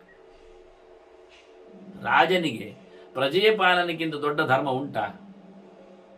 ನಹಿ ರಾಜ್ಞ ಸಮೋ ಧರ್ಮ ಕಶ್ಚಿದಸ್ತಿ ಕಥಂಚನ. ಧರ್ಮ ಶಬ್ದಕ್ಕೆ ಏನರ್ಥ? ಧರ್ಮ ಸಂಶಬ್ದಿತೋ ರಾಜ್ಞಾಂ ಆಪದರ್ಥ ಕುತೋನ್ಯತ. ರಾಜನ ಧರ್ಮ ಅದು ದೊಡ್ಡ ಧರ್ಮ, ಅದು ಸದ್ಧರ್ಮ, ಸಂಪೂರ್ಣವಾದಂತಹ ರಾಜನ ಆಡಳಿತ. ಹೇಗಾಗುವುದು ಸಂಪೂರ್ಣ ಆಗುವುದು? ಸಂಪತ್ತು ಪೂರ ಇದ್ದಾಗ ಮಾತ್ರ, ಅಧರ್ಮ ಎಲ್ಲ ಇದ್ದಾಗಲ್ಲ. ಒಳ್ಳೆ ರೀತಿಯಿಂದ ಎಲ್ಲವನ್ನು ಧರ್ಮ ಮಾಡಲಿಕ್ಕೆ ಹೋಗುವಾಗ ಮಾತ್ರ ಆಗುದು. ಆದ್ರಿಂದ ರಾಜನು ಮಾಡೋದಾದ್ರೆ ಸಂಪೂರ್ಣ ರಾಜ ಸಂಪೂರ್ಣ ಧರ್ಮ ಅಂತ ಆಗಬೇಕಾದ್ರೆ ಅದು ಅಧರ್ಮವು ಅವನು ಮಾಡಿದ್ದು ಧರ್ಮವೇ ಆಗಬೇಕು. ಆಗ್ತದೆ ಉದ್ದೇಶ ಸರಿ ಇದ್ದಾಗ. ಹಾಗೆ ಆಪತ್ತಿಗೋಸ್ಕರ ಅವನು ಒಟ್ಟು ಮಾಡಿಕೊಂಡದ್ರಿಂದಲೇ ಅವನ ರಾಜ ಅಂತ. ರಂಜನಾಥ್ ಅಂದರೆ ಕೆಲವು ಸರ್ತಿ ಭಂಜನಾಥ್ ಅಂತಲ್ಲ, ಆಪತ್ಕಾಲದಲ್ಲಿಯೂ ಪ್ರಜೆಗಳಿಗೆ ಕ್ಷೇಮವನ್ನು ಬಯಸಬೇಕು. ಅದಕ್ಕೋಸ್ಕರ ಸಂಪತ್ತು ಮಾಡಬೇಕು. ದಾನೇನ ಕರ್ಮಣಾಚಾನ್ಯೇ ತಪಂತ್ಯನ್ಯೇ ತಪಸ್ವಿನಃ ಬುದ್ಧಿಯ ದಾಕ್ಷಿಣ್ಯ ದೇವಾನ್ಯೇ ಚಿನ್ವಂತಿ ಧನ ಸಂಚಯ. ದುಡ್ಡು ಎಷ್ಟು ಬಗೆಯಿಂದ ಜನ ಮಾಡುವುದಿಲ್ಲ. ದುಡ್ಡು ಮಾಡಲಿಕ್ಕೆ ದಾನ ಮಾಡ್ತಾನೆ, ಗೊತ್ತುಂಟಾ? ಎಲ್ಲಿ ವಿಚಿತ್ರ ಆಯ್ತದೆ. ದಾನ ಮಾಡಿದ್ರೆ ಕಳ್ಕೊಳ್ಳೋದಲ್ಲ 10 ಮಾಡಿ 100 ತಗೊಳ್ಳೋದು. ಮತ್ತೆಂತದು? ಇಲ್ಲಿ ಧನದಾನ ಮಾಡಿ ಇಲ್ಲಿ ಗೋದಾನ, ಮತ್ತಲ್ಲಿ ಗೋವಿಂದ. ಅಂದರೆ ಇಲ್ಲಿ ಗೋವನ್ನು ಕೊಟ್ಟ, ಅಲ್ಲಿ ಗೋವನ್ನು ಪಡೆದ. ಅಲ್ಲಿ ಗೋ ಅಂದರೆ ಸ್ವರ್ಗ. ಸ್ವರ್ಗ ಪಡೆಯಲೋಸ್ಕರ ಧನದಾನ ಮಾಡೋದು. ದುಡ್ಡು ದಾನ ಮಾಡೋದು ಯಾಕೆ? ದಕ್ಷಿಣ ಕೊಡೋದು ಯಾಕೆ? ಜಾಸ್ತಿ ಶ್ರೀಮಂತನಾಗಲಿಕ್ಕೆ, ಸಂಪತ್ತು ಬರಲಿಕ್ಕೆ. ಅವ್ರು ಹೇಳ್ತಾರೆ ಹಾಗೆ, ಗೊತ್ತುಂಟ ಎಂತ ಅಂತ. ಕೊಟ್ಟ ಬಳಿಕ ಬಹುದೇ ಎಂಚಾಸ್ತು ಅಂತಾರೆ, ತುಂಬ ಕೊಡುವಂತೆ ಆಗಲಿ. ಏನರ್ಥ ಆಯ್ತು ನಿಮಗೆ? ತುಂಬ ಕೊಡುವಂತೆ ಆಗಬೇಕಾದ್ರೆ ಅವನಿಗೆ ತುಂಬ ಒಟ್ಟಾಗಬೇಕು. ತುಂಬ ಒಟ್ಟಾಗದೆ ತುಂಬ ಕೊಡಲಿಕ್ಕೆ ಬರುವುದಿಲ್ಲ. ಆದ್ದರಿಂದ ದುಡ್ಡು ಕೊಟ್ಟದ್ದು ದುಡ್ಡು ಮಾಡಲಿಕ್ಕೆ. ನಾವು ಹೇಗೆ ತೋಟದಲ್ಲಿ ಇನ್ವೆಸ್ಟ್ ಮಾಡಿ ಮತ್ತೆ ತೋಟದಿಂದ ಆ ಸಂಪತ್ತನ್ನು ಹಿಂದೆ ಹಣ್ಣು ಹಂಪಲುಗಳಲ್ಲಿ ಪಡೀತೇವೆಯೋ, ಬ್ಯಾಂಕಿನಲ್ಲಿ ಆಗಿ ಬ್ಯಾಂಕಿನಿಂದ ಹೆಚ್ಚಿಗೆ ಪಡೀತೇವೆಯೋ, ಬೇರೆ ಕಾರ್ಖಾನೆಗಳಲ್ಲಿಯೋ ಇದು ಭೂಮಿಯಲ್ಲಿಯೂ ಹಾಕಿ ತೆಗಿತೇವೆ ಹಾಗೆ. ಆದ್ದರಿಂದ ದಾನದಿಂದ ದುಡ್ಡು ಮಾಡ್ತಾರೆ, ಯಜ್ಞಾದಿ ಕರ್ಮಗಳಿಂದ ದುಡ್ಡು ಮಾಡ್ತಾರೆ, ಪೂಜೆ ಪುನಸ್ಕಾರಗಳಿಂದ, ಪ್ರದರ್ಶನ ನಮಸ್ಕಾರಗಳಿಂದ, ತಪಸ್ಸಿನಿಂದ ದುಡ್ಡು ಮಾಡ್ತಾರೆ, ವ್ರತ ನಿಯಮಗಳಿಂದ. ಆನಂತರ ಬುದ್ಧಿವಂತಿಕೆಯಿಂದ ದುಡ್ಡು ಮಾಡ್ತಾರೆ. ಕೊನೆಗೆ ದಾಕ್ಷಿಣ್ಯ ಸ್ವಭಾವದಿಂದ ಬೇಡ ಬೇಡ ಬೇಡ ಬೇಡ ಹೇಳಿ ತಗೊಳ್ಳುವವರಿದ್ದಾರೆ. ನೋಡಿ, ಬೇಡ ಬೇಡ ಹೇಳಿದ್ರೆ ಕೊಡಬೇಕು ಅಂತ ಅರ್ಥ ಜಾಸ್ತಿ, ಅವರು ಒತ್ತಾಯ ಮಾಡಿ ಕೇಳಿದ್ದಕ್ಕೆ. ಹೀಗೆಲ್ಲ ಅಂದರೆ ದಕ್ಷತೆಯಿಂದ ಅಂತ ದಾಕ್ಷಿಣ್ಯದಿಂದ ಹೇಳಿದ್ದಲ್ಲ, ದಕ್ಷತೆಯಿಂದ ಅವರ ಟ್ಯಾಲೆಂಟ್, ಅವರ ಯೋಗ್ಯತೆ, ಅವರ ಬಲತನ, ಇದರಿಂದಾಗಿ ಕೆಲವೊಂದು ಇವರೆಲ್ಲರೂ ಸಹ ದುಡ್ಡೇ ಮಾಡೋದು. ಎಲ್ಲರೂ ನೋಡುವುದು ದುಡ್ಡನ್ನೇ, ದುಡ್ಡಿನ ಮುಖವನ್ನೇ. ಅದನ್ನೇ ಅವರು ಗೆದ್ದುವುದು, ಪಡೆಯುವಂಥದ್ದು. ಅದನಂ ದುರ್ಬಲಂ ಪ್ರಾಹು ಧನೇನ ಬಲವಾನ್ ಭವೇತ್. ದುಡ್ಡಿಲ್ಲದವನನ್ನು ದುರ್ಬಲ ಹೇಳುವುದಿಲ್ವಾ? ಬಲ ಇರುವುದೇ ದುಡ್ಡಿನಲ್ಲಿ ಅಲ್ವಾ? ಬಲ ಬರುವುದೇ ದುಡ್ಡಿಗಾಗಿ. ಇಲ್ಲಾಂದರೆ ಅವನು ಬರೇ ಪರಪೋಷಿ, ಅವನು ಅಬಲ, ಅವನು ಸಬಲ ಅಲ್ಲ, ಅವನು ದುರ್ಬಲ, ಪ್ರಯೋಜನ ಇಲ್ಲ. ಆದ್ರೇನಾಯಿತು? ಸರ್ವಂ ಬಲವತ ಪ್ರಾಪ್ಯಂ ಸರ್ವಂತರತಿ ಕೋಶವಾನ್. ಎಲ್ಲವನ್ನು ಪಡಿಬೇಕಾದರೆ ದುಡ್ಡು ಬೇಕು. ದುಡ್ಡು ಇಲ್ಲದೆ ಏನು ದಾಟಲಿಕ್ಕೆ ಆಗೋದಿಲ್ಲ, ಯಾವ ಆಪತ್ತಿನಿಂದಲೂ ಹೊರಗೆ ಬರಲಿಕ್ಕೆ ಆಗುವುದಿಲ್ಲ, ಎಲ್ಲವನ್ನು ನಡೆಸಿಕೊಳ್ಳಲಿಕ್ಕೆ ಆಗುವುದಿಲ್ಲ. ಬಲ ಇರುವುದು ದುಡ್ಡಿನಲ್ಲಿ. ಆದ್ದರಿಂದ ದುಡ್ಡಿನಿಂದ ಎಲ್ಲವನ್ನು ಮಾಡಲಿಕ್ಕೆ ಆಗ್ತದೆ. ಕೋಶಾತ್ ಧರ್ಮಶ್ಚ ಕಾಮಶ್ಚ ಪರೋಲೋಕ ತಥಾಪಿ ಅಯಂ. ಸಂಪತ್ತಿನಿಂದ ಧರ್ಮ ಮಾಡಲಿಕ್ಕೆ ಆಗ್ತದೆ, ಸಂಪತ್ತಿನಿಂದ ಬಯಕೆಗಳನ್ನು ಈಡೇರಿಸಿಕೊಳ್ಳಲಿಕ್ಕೆ ಆಗ್ತದೆ, ಸಂಪತ್ತಿನಿಂದ ಈ ಲೋಕವನ್ನು ಗೆಲ್ಲಲಿಕ್ಕೆ ಆಗ್ತದೆ, ದುಡ್ಡಿನಿಂದಲೇ ಪರಲೋಕವನ್ನು ಪಡೀಲಿಕ್ಕೆ ಬರ್ತದೆ. ಅದನ್ನ ಕೋಶ ಗಟ್ಟಿ ಇಲ್ಲದಿದ್ದರೆ ರಾಜನದ್ದು ಲೋಕದಲ್ಲಿ ಧರ್ಮ ಆಗುವುದಿಲ್ಲ, ಜನರ ಪ್ರಜೆಗಳ ಬೇಕುಗಳಿಗೆ ಪೂರ್ತಿ ಆಗುವುದಿಲ್ಲ. ಈ ಲೋಕದಲ್ಲಿ ಅನ್ಪಾಪರರಾಗ್ತಾನೆ. ಇದರಿಂದ ಶರ ಬರೀತಾರೆ ಸ್ವರ್ಗಲೋಕದಲ್ಲಿಯೂ ಅನ್ಫಿಟ್ ಅಂತ, ಆಯ್ತಾ? ಇನ್ನೊಂದು ಲೋಕ ಕರೆಯುವುದಿಲ್ಲ. ಇಲ್ಲಿ ಪ್ರಜೆಗಳ ಕ್ಷೇಮದಿಂದ ಪ್ರಜೆಗಳು ಹೊಗಳಿದರೆ ತಾನೇ ಸ್ವರ್ಗದಲ್ಲಿ ಬಾಗಿಲು ತೆಗೆಯುವುದು, ಇಲ್ಲಾದ್ರೆ ಅದು ಇಲ್ಲ, ಬೈದರೆ ಇಲ್ಲ. ಅದರಿಂದ ಕೋಶದಿಂದಲೇ ಎಲ್ಲ ಆಗೋದ್ರಿಂದ ಅದನ್ನು ಸಂಪತ್ತನ್ನು ತಂಚ ಧರ್ಮೇಣ ಲಿಪ್ಸೇತ ನಾ ಧರ್ಮೇಣ ಕದ. ಸಂಪತ್ತನ್ನು ಮಾತ್ರ ಧರ್ಮ ಮಾರ್ಗದಲ್ಲೇ ಪಡೀಲಿಕ್ಕೆ ನೋಡಬೇಕು, ಅಧರ್ಮ ಮಾರ್ಗದಲ್ಲಿ ಅಲ್ಲ. ಅಧರ್ಮ ಮಾರ್ಗ ನಾವು ಮಾಡುವುದಲ್ಲ, ಮಾಡಿದ್ದಲ್ಲ. ಹೆಚ್ಚು ತೆರಿಗೆಯಾಗಿ ಧನವಂತರಿಂದ ಸಂಪತ್ತನ್ನು ಕೇಳುವುದು ಅಧರ್ಮ ಅಲ್ಲ ಅಂತ ಹೇಳಿಕೊಂಡು ಬಂದ ಇಷ್ಟರವರೆಗೆ. ಮತ್ತು ಕೊನೆಗೆ ನಿಲ್ಲಿಸಿದ್ದಲ್ಲಿಗೆ. ಇದು ಅಲ್ಲದ ಅಧರ್ಮ ತಲೆ ಒಡೆಯುವುದು, ಕದ್ದುಕೊಳ್ಳುವುದು, ಮೋಸಗೊಳಿಸುವುದು, ಸುಳ್ಳು ಹೇಳುವುದು, ಇವೆಲ್ಲ ಅಧರ್ಮಗಳು, ಅನ್ಯಾಯ. ಬೆಂಕಿ ಹಾಕಿ ಮನೆಯನ್ನು ಸುಟ್ಟು ಅವರಿಲ್ಲ ಸೊತ್ತೆಲ್ಲ ರಾಜನಿಗೆ ಅಂತ ಹೇಳಿ ಹೇಳ್ಕೊಂಡು ಹೋಗುವಂಥ ಕತೆ ಅದೆಲ್ಲ ಅಲ್ಲ, ಹಾಗಲ್ಲ. ಆದ್ದರಿಂದ ಯಾವುದನ್ನು ಪೂರಕವಾದ ಧರ್ಮ ಅಂತ ಕರೆದಿದ್ದಾರೋ ಯಜ್ಞದಲ್ಲಿ ದೃಷ್ಟಾಂತ ಕೊಟ್ಟಾಗಿ ಧರ್ಮದ ಮಾರ್ಗದಲ್ಲಿಯೇ ರಾಜ ನಡೆದಾಗ ರಾಜಧರ್ಮ ಆಪತ್ತು ಕಾಲದಲ್ಲಿಯೂ ರಾಜಧರ್ಮವೇ ಆಗ್ತದೆ ಹೊರತು ಅದು ಅರಾಜಧರ್ಮ ಆಗ್ತದೆ ಅಥವಾ ರಾಜನ ಅಧರ್ಮ ಆಗ್ತದೆ ಅಂತ ಹೇಳುವುದಿಲ್ಲ. ಹೀಗಾಗಿ ಧರ್ಮದಿಂದಲೇ ಎಲ್ಲವನ್ನು ನಡೆಸಿಕೊಡು, ಅಧರ್ಮವನ್ನು ಬಿಟ್ಟುಬಿಡು. ಧರ್ಮದಿಂದ ಆಡಲಿಕ್ಕೆ ಸಾಧ್ಯ ಇದೆ, ಇದರಿಂದಲೇ ಎಲ್ಲ ಬೆಳಗು ಅನ್ನುವ ನೆಲೆಯಲ್ಲಿ ಬಹಳ ಚಂದವಾಗಿ ರಾಜಧರ್ಮದ ಅನೇಕ ಆಯಾಮಗಳನ್ನು ಭೀಷ್ಮರು ಧರ್ಮರಾಜನಿಗೆ ಪ್ರಶ್ನಿಸಿದಂತೆ ಉತ್ತರಿಸಿದ್ದಾರೆ. ಮುಂದೆ ಆಪದ್ಧರ್ಮದ ಪ್ರವಚನ ಶಾಂತಿ ಪರ್ವದಲ್ಲಿ ಮತ್ತೊಂದು ಅವಾಂತರ ಪರ್ವದ ಚಿಂತನೆ ಸಾಗಲಿದೆ. ಇವತ್ತಿನವರೆಗಿನ ಎಲ್ಲ ಮಹಾಭಾರತದ ಕಥೆಗಳನ್ನು ಕೇಳಿದ ಬಳಿಕ ನಾವು ಭೀಷ್ಮ ಮತ್ತು ಧರ್ಮರಾಜರ ಸಂವಾದಕ್ಕೆ ಕಿವಿಯಾಗಿದ್ದೇವೆ. ಹೀಗಾಗಿ ಎಷ್ಟು ಬಗೆಯ ಅಲೆಗಳು, ಭಾರತದ ಚಿಂತನೆಗಳು ಲೋಕದಲ್ಲಿ ಹರವಿ ನಿಂತರೂ ಮೊದಲ ಬಾರಿಗೆ ಎಲ್ಲದರ ಕಥೆಯ ಚಿಂತನೆಯ ಜೊತೆಯಲ್ಲಿ ನಾವಿವತ್ತು ಶಾಂತಿ ಪರ್ವಕ್ಕೆ ನುಗ್ಗಿದ್ದೇವೆ. ಅಲ್ಲಿಂದ ಮುಂದಕ್ಕೆ ಆಪದ್ಧರ್ಮದ ಅವಾಂತರ ಪರ್ವದೆಡೆಗೆ ಸಾಗುವ, ಅದರ ನಂತರದಲ್ಲಿ ಮೋಕ್ಷ ಧರ್ಮವನ್ನು ತಿಳಿದು ಮುಂದೆ ಅನುಶಾಸನ ಪರ್ವದೆಡೆಗೆ ಭೀಷ್ಮರ ಮತ್ತೊಂದು ಬಹಳ ಚಂದವಾದಂತಹ ಉಪದೇಶದ ಸಂಪುಟಕ್ಕೆ ನಾವು ಕಾಲಿಡುವ ಅನ್ನುವ ಮೂಲಕ ತಮಗೆಲ್ಲ ಮತ್ತೆ ವಂದನೆಗಳು. ಶ್ರೀಕೃಷ್ಣ ಅರ್ಪಣಸ್ತು. ನಾರಾಯಣ ನಾರಾಯಣ.